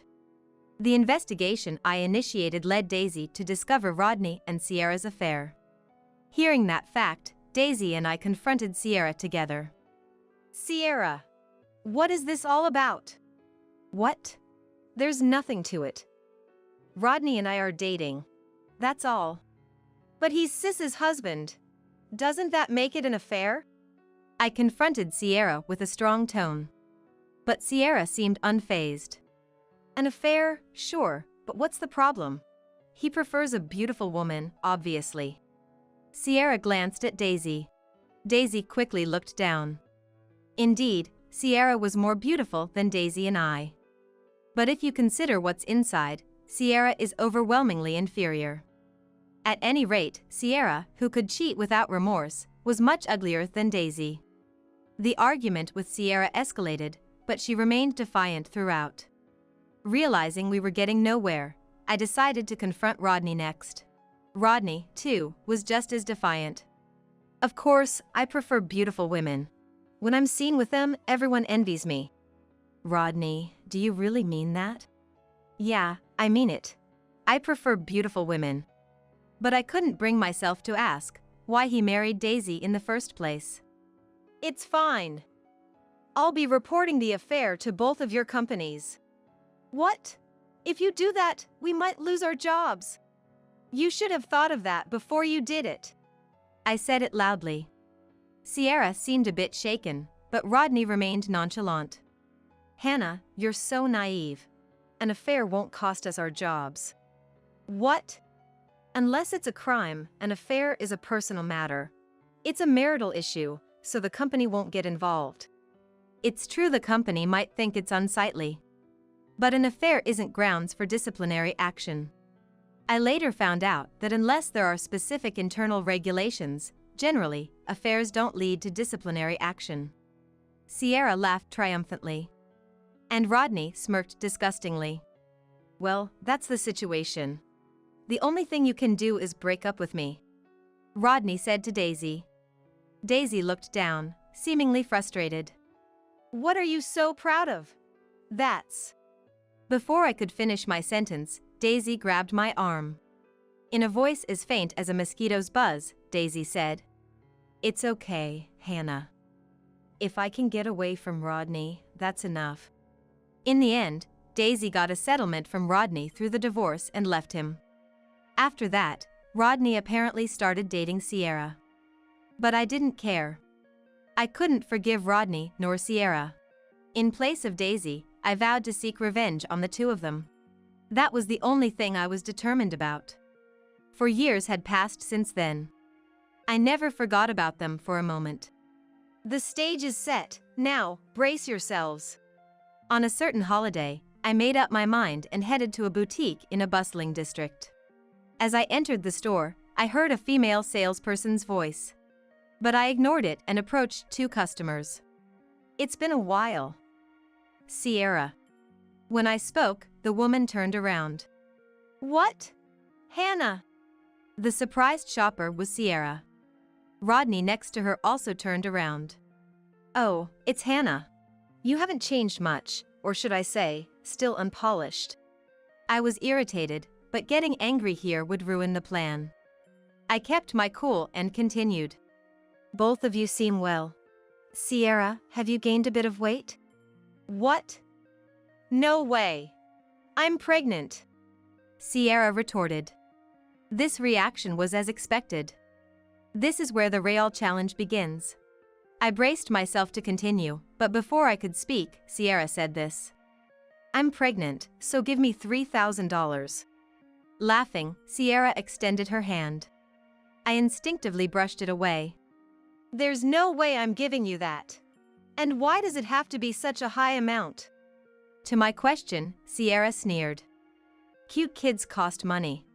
You wouldn't understand. That kid's surely going to be cute like Sierra. Unlike someone, she's probably going to be a beauty. Sierra and Rodney burst into laughter. I felt like my anger was about to explode. I just couldn't bear it anymore. Unintentionally, the words I'd been holding back slipped out. Actually, about that kid. As soon as they heard my words, Sierra turned pale, and Rodney looked shocked. Things went a bit differently than planned, but you could say it's a smooth start. But the real revenge starts now. They'll have to pay for what they did to Sis. Let them cry all night after losing everything. Well, that still wouldn't be enough for me. They might as well enjoy themselves for now. Because those smiles will soon fade away. Smiling to myself, I distanced myself from the quarreling Sierra and Rodney. Then Sierra noticed me distancing myself. Pointing at me, Sierra raised her voice. Why would you say such a thing to Rodney? That child isn't Rodney's child. What's that about? Oh? But isn't it true? It's definitely Rodney's child. We got married after all that. Her loud shout drew the gaze of everyone in the store toward us. I glanced around a bit before stoking the fire further. Is that so? Then that child's father is one of your affairs, right? But... As Sierra tried to retort loudly, Rodney cut in. Stop slandering. This child is mine. Are you going to ignore the fact that your wife is cheating, Rodney? When I questioned Rodney, his face turned bright red. Don't lie without any evidence. You're just trying to stir up trouble. That's right. Stop messing around. Sierra also retorted with a flushed face. It's about time, I thought, looking around. Well, Causing a scene in the store is troublesome, so let's leave it at that. What? You started this. You know what? I'll sue you for defamation. Rodney laughed. That's a great idea. We could probably get about $10,000 out of it. Even Sierra agreed with Rodney's suggestion. I sighed and responded. Suit yourselves. But what if I actually have the evidence? What? Do you really have evidence of Sierra's affair? Well, who knows? I'll tell you the answer when we meet next. Bye for now. With that, I quickly left the store. Behind me, I could hear Rodney's shouting voice. Hey! Wait! We're not done talking. I pretended not to hear and quickly moved away from the store. A few hours later, I was at home while changing clothes. My phone rang unexpectedly. I knew you'd call me. I answered the phone with a small laugh. Immediately, Rodney's voice rushed in, speaking rapidly. Hey! About Sierra's affair, is it true? Answer me. He reacted just as I had anticipated. I couldn't help feeling pleased. Doesn't he realize it's a trap? I sighed softly and responded. The child in her belly might be yours, but there's also a good chance it belongs to her lover. So, the affair is real? You're free to think that. I answered provocatively. After a brief silence, Rodney spoke in a low voice. You have evidence, don't you? If you want, I might even give it to you. I had directly accused Sierra of having an affair. Meaning, Sierra would now be on guard, making it impossible to gather further evidence of her cheating. So the evidence I might possess becomes Rodney's only hope. He's thinking exactly as I planned. Considering this, Rodney responded. What should I do? What are your terms? Money? Of course not. I just want revenge. If you leave Sierra, that's enough for me. Needless to say, that was a lie. I have no intention of forgiving Sierra, nor Rodney. But for now, I'll pretend to cooperate with Rodney. Only for the sake of what's to come. Understood. So I just need to leave Sierra, right? It's simple, isn't it? If you get evidence of Sierra's affair, you'll gain freedom and a settlement from the divorce trial. Yeah. Let's meet and talk somewhere. Then, how about this coming Sunday? I suggested a restaurant in the entertainment district. It has private rooms, suitable for confidential conversations. After specifying the place, I hung up the phone. Immediately after, Sierra called. What's the meaning of this, Hannah? Why didn't you answer my call? I'm busy too. I can't be at your beck and call. Don't act so high and mighty. I could hear Sierra grinding her teeth.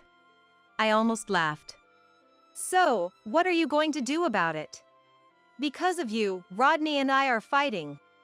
That's not my problem. It's your fault, isn't it? Sierra is to blame for the affair. That's what I meant to say. But Sierra didn't care about that. She retorted sharply. When are you going to take responsibility? Or maybe I should really sue you. Is that something a friend would say? Too bad, we're not friends. You said so yourself. Sierra raised her voice in anger. I distanced the phone slightly. And then responded with a sneer. Oh right, that's what I said.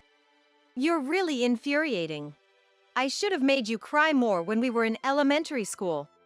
Sierra was breathing heavily. I thought, this is it, and played my trump card. Oh? In that case, maybe I should just throw this away? The evidence of Rodney's affair. What? Rodney's affair? Sierra's tone changed. Smirking at her reaction, I continued. I couldn't find evidence of your affair, but I did get evidence of Rodney's. What do you mean? Today's incident was a ploy to anger Sierra and make her call me. The real target is Rodney, who betrayed Daisy. I'll give Sierra the evidence of Rodney's affair. So, she can squeeze every penny out of Rodney through the divorce settlement. I made the whole thing up. But Sierra believed it. All right, send me the evidence then. You want to meet and talk, right? How about this Sunday afternoon at a cafe? Fine. Bring me the evidence then. I'll make sure Rodney pays. After hearing Sierra say that, I hung up the phone with a sneer. Then, the next Sunday, as the time to meet Sierra approached, I left the house. The car's ready. Let's go. Denny, who had left the house earlier, opened the car door. I got in with a smile. After getting out of the car, I headed alone to the cafe where we agreed to meet. Sierra was already there when I entered. Sorry for being late. That's fine. Just show me the evidence already. Sierra extended her hand. I looked towards the entrance. Seeing the person there, I smiled and said to Sierra, Before that, a friend is here. Do you mind if he joins us? Is it your boyfriend? Denny, right? Close one. We're married now, so Denny is my husband. Saying that, I gestured towards the entrance. Sierra also looked over, laughing. In that moment, Sierra turned pale. At the same time, a loud voice filled the cafe. Sierra! You're back in the States! A man approached from the entrance. He was slightly older than us, dressed in a suit. What? Why is Alexander here? Well, a friend wanted to introduce me to his wife. The man referred to as Alexander turned around. And there was Denny. Denny spoke to Sierra. Nice to meet you, I'm Denny, Hannah's husband. I brought your affair partner. Hearing those words, Sierra stood up. As she tried to flee, I grabbed her hand. What's the matter? He's your affair partner, right? Introduce him, he's the father of your child in your belly? The child in your belly? Alexander looked at Sierra's pregnant belly. Then he burst into joy. You're pregnant with my child. That's why you said you were going abroad. By the way, Alexander is definitely Sierra's affair partner. Moreover, Sierra lied about going abroad. In short, she was trying to hide her pregnancy and the birth of her child. Because it would be troublesome if a man who's not her husband showed up at the hospital. But then, Alexander realized something. He slowly asked Sierra, Didn't someone mention me as your affair partner just now? No. It's about someone else. Sierra started making excuses while getting flustered. So, I decided to step in. It's all a lie. Sierra is married, and you are just an affair partner. Don't be fooled. Hannah! Don't stir up unnecessary trouble. Sierra tried to grab me, but in that moment, Alexander intervened. Sierra, what's all this about? Well, it's... Sierra started to say something, but Denny interrupted by showing a photo. This is Sierra's husband. The rest is for you two to discuss. We'll be leaving now. Denny took my hand, and we left the cafe. Later, I heard the cafe turned into a battlefield. Meanwhile, Denny and I headed to a nearby restaurant. Just as we arrived, Rodney also showed up. Perfect timing, but who's that guy? He's my husband, Denny. I remember you had a fiancé. I didn't want to have a long conversation right there, as it could lead to complications. I hurriedly urged everyone to enter the restaurant. Inside, we were led to a private room in the back. But then, the waiter said something unnecessary. Your companion is waiting inside. He said. Is there someone else inside? A lawyer? Well, kind of. It wasn't entirely wrong. I casually answered and entered the private room. Immediately, a woman's shrill voice was heard. I've been waiting for you, Rodney. What? Layla! Rodney seemed utterly shocked, nearly collapsing on the spot. Denny quickly supported Rodney. Then the woman called Layla spoke again. Thank you for helping my fiancé. Well, it's nothing. By the way, who might you be?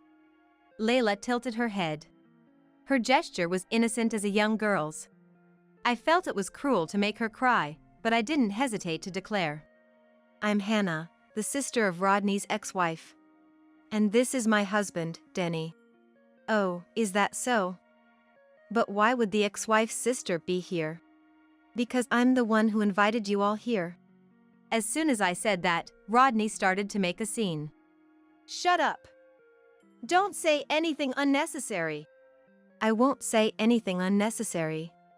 I'm just going to tell her that you're already married. The atmosphere froze at that moment. But I continued calmly. After leaving my sister, Rodney remarried my best friend. Quiet. Don't say anything more. Rodney continued to cause a commotion. Then Layla raised her voice. Please be quiet. We're in the middle of a discussion. Overwhelmed, Rodney closed his mouth. Seeing this, I continued.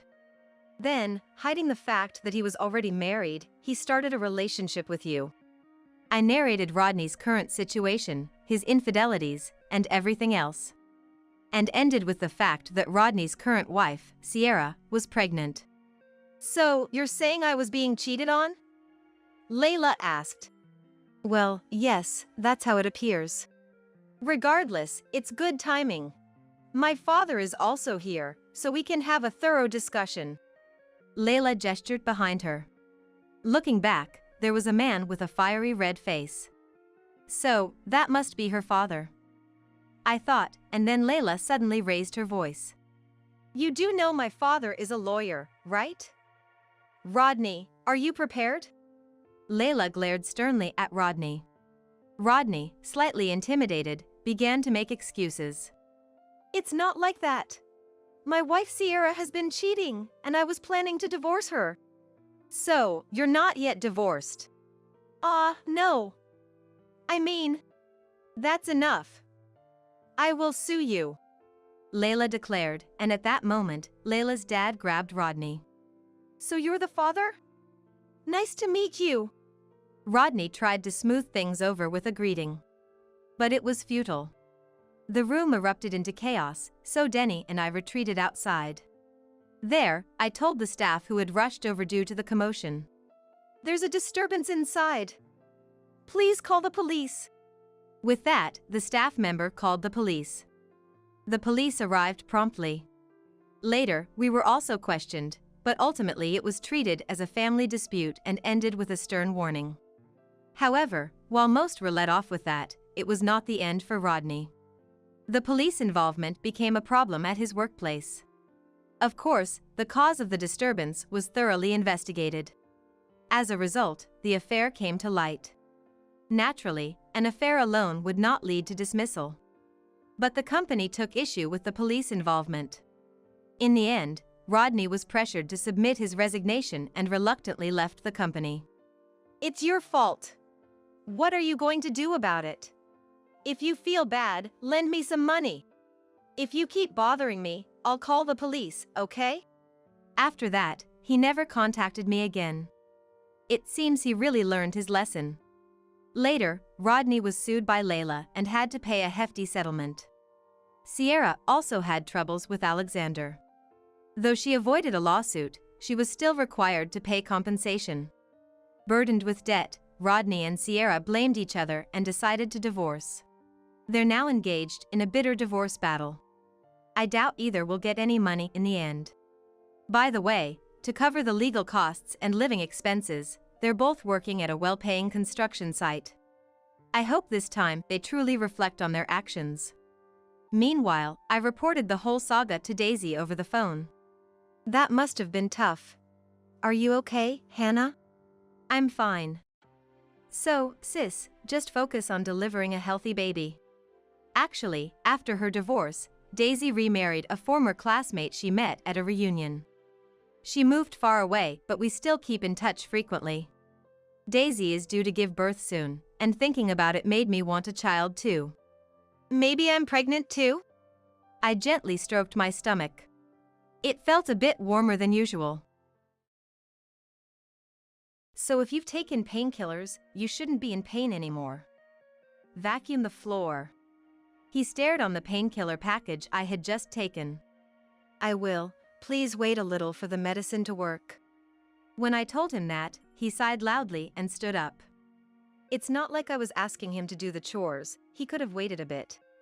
I was holding back my sigh, then a sharp pain shot through my back. As I fell to the floor, I saw my husband, Stephen, sitting indecently with one leg on the back of the sofa.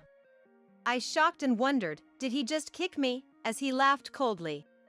It's enough with the period pain excuses. Just vacuum the floor now. My name is Mary. I'm 27 years old.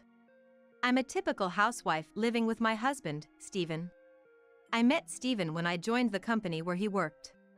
After graduating from college, I took a job in sales. Stephen was my mentor there. He was handsome with short hair, and his good looks and conversation skills attracted customers.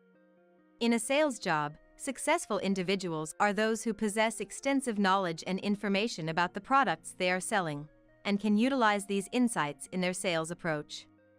Alternatively, it's said there's another type of successful salesperson is who can make the customer feeling to sign a contract. Stephen was definitely the latter. Initially, I only had respect for him as a successful salesman. But when I was struggling to make deals, Stephen reached out to me. Gradually, I began confiding in him. While we were going out and having meals together, and developed my feelings for him. Therefore, I was overjoyed when we started dating and ecstatic when he proposed. Our married life was filled with happiness. But there was one thing that always troubled me. The fact that I have suffered from severe menstrual pain since my school days.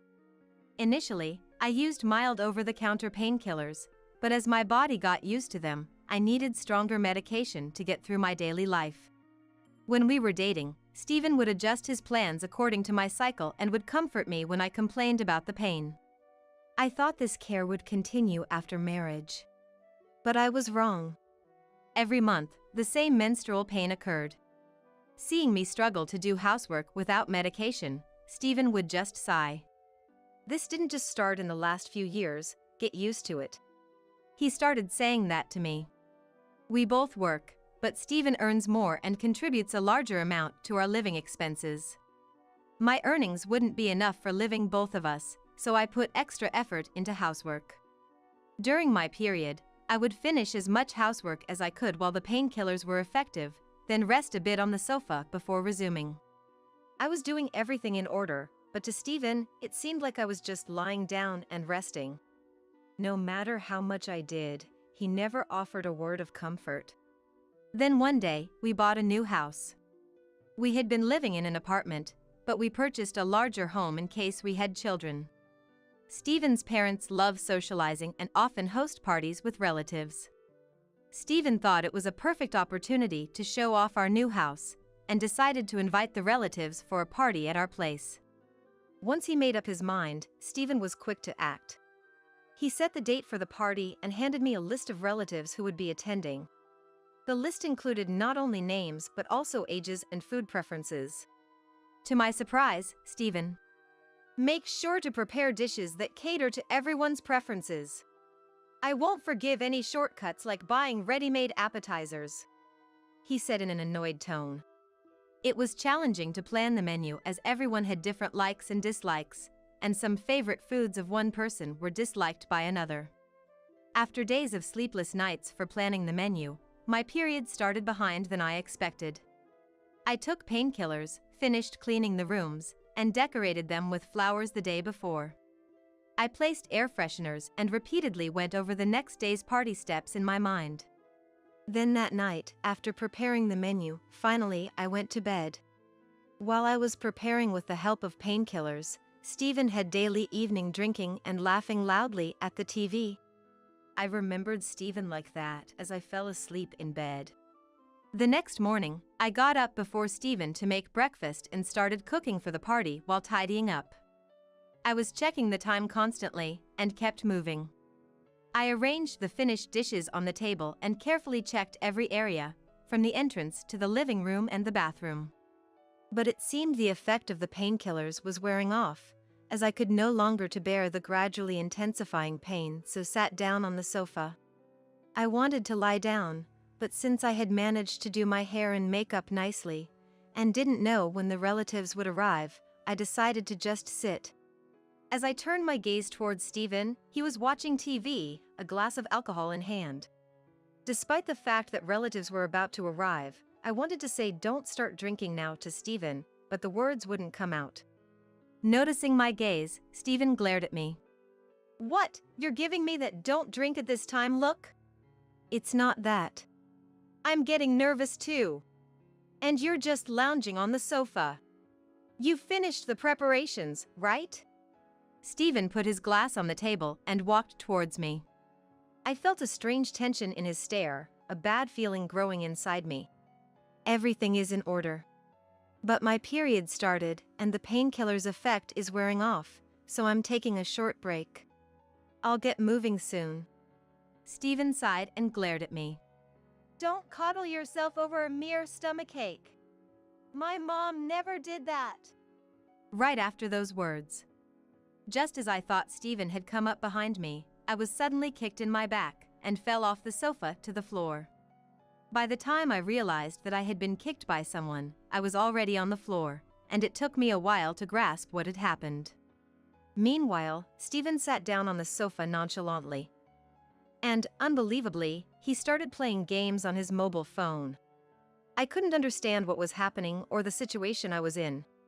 All I knew was that Stephen, without a single word of apology, was laughing and enjoying his game. When I tried to stand up, suddenly Stephen fell to the floor. Looking up to see why he fell, I saw Stephen's dad, Paul. He was standing behind the sofa. Paul looked furious, and I couldn't take my eyes off him.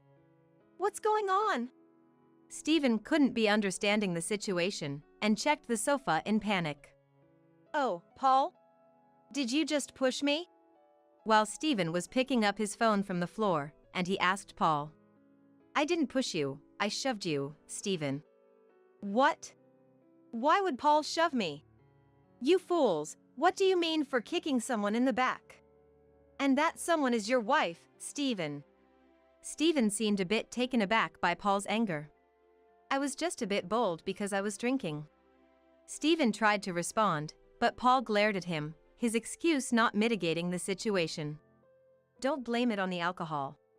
Whatever the reason, a man should never resort to violence against a woman.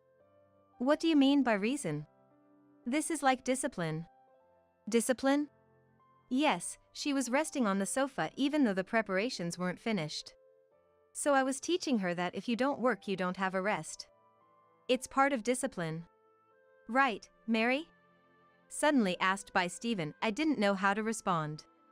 I had properly finished the preparations and sat on the sofa just to rest a bit. Should I tell the truth because I did everything correctly? As I hesitated, Paul also turned his gaze towards me. Mary, is what Stephen's saying true? I couldn't find the words to reply. If I told the truth, Stephen might get scolded by Paul and spoil his mood, especially with relatives about to arrive. I didn't want to cause any trouble for the relatives who were coming to see our new house. I was about to agree with Stephen. Mary, your silence is an answer, isn't it? Confused by Paul's words, then I asked back. If what Stephen said was true, Mary would have immediately agreed. But Mary is silent. That suggests that something, or everything is not true what Stephen said. I felt as if Paul had seen through everything. I opened my mouth to tell the truth. The preparations are already done. It's just that I am feeling a bit unwell today. What? It's just your period. Stephen interrupted my words. Unable to say it directly in front of Paul, I tried to phrase it differently, but Stephen's lack of tact brought my tears from my eyes. Saying you're unwell over a mere period. If the preparations are done, then say so. I thought Mary was just lazily sitting on the sofa again, not finishing the preparations. Stephen's words were final. He didn't remember what I said earlier about almost finishing the preparations. He hadn't seen that I had been preparing since early morning, or rather, since yesterday, doing all the work myself without his help. He wasn't aware that I had taken painkillers to manage. He had decided to host the party here on his own and didn't help with any other preparations or cooking. A sense of injustice began to grow inside me. Listen to this. She's been complaining about severe menstrual pain since before we got married, but she still can't get used to the pain. Every month it's like this. My mom was never like this, right, Paul? It seems I was right to come early to help Mary since you said you would entertain us as the inconsiderate host. What? I'm inconsiderate? Not Mary? Yes, it's you! You insisted on having the party here but didn't cooperate with Mary in preparations. Had you worked together, you would have understood how hard she worked and how much she was suffering. Instead, you started drinking before guests arrived. The one who was lounging around was you, Stephen. Stephen was clearly frightened by Paul's yelling. I didn't want Stephen to end up regretting like I do. I tried to educate you with that feeling. Paul pulled a chair from the dining table, sat down, and sighed heavily. Patricia was like Mary, suffered from severe menstrual pain. Being a man, I had no knowledge about menstruation, and it wasn't an information-rich era like now. Plus, her mother used to say she was weak for not managing her condition, so I thought menstrual pain was just a lack of self-management. Paul spoke slowly, seemingly recalling the past. Back then, painkillers were weak. Patricia, a housewife living with in-laws, was forced to do all the chores, even during severe menstrual pain. Then, Patricia collapsed. We rushed her to the hospital, and she was diagnosed with endometriosis, which shattered her dream of giving Stephen siblings. Stephen asked Paul in a small voice. It varies by individual, and not everyone ends up like that. But excessive endurance of menstrual pain can lead to illness, and Patricia did become ill. She faced stress from housework, childcare, inconsiderate to parents' in-laws, and an unsupportive husband, eventually leading to infertility. I blamed the era, and also her mother, but it was all wrong. I should have understood for her. We can't experience their pain, so I should have listened and accepted her reality. But I didn't, and it was my fault, blindly agreeing with her mother. I regret not knowing and still do. Patricia supported Paul's shoulder as he spoke in a somber tone. I could only eye contact to Patricia in acknowledgement, who wore a sad smile as she said, "Sorry for intruding." Paul tried hard to understand. Despite his busy work, he often helped with chores and even cut ties with his own parents. Patricia looked at Paul lovingly. It was the least I could do. I didn't want to burden Patricia anymore. I wanted us three to live happily, so I did what I had to.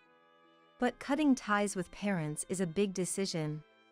I didn't want you to have to make such decisions, so I tried to show you my mistakes. But it seems none of it got through to you. Unable to bear the tense atmosphere, Stephen spoke in an inappropriately cheerful voice. Paul, you're exaggerating. In my memory, Mom was sick in bed, but I don't remember her being bedridden due to her period. Maybe you're just remembering it as worse than it was? Patricia's hand on Paul's shoulder trembled slightly. Gently stroking her hand, Paul glared at Stephen. You just forgot. Patricia didn't want to worry you and tried to hide it as much as possible. If pain were just a matter of willpower, it wouldn't lead to illness. But virtually, Patricia did suffer from menstrual pain and had to lie in bed. I remember you coming home from school and complaining about her always sleeping.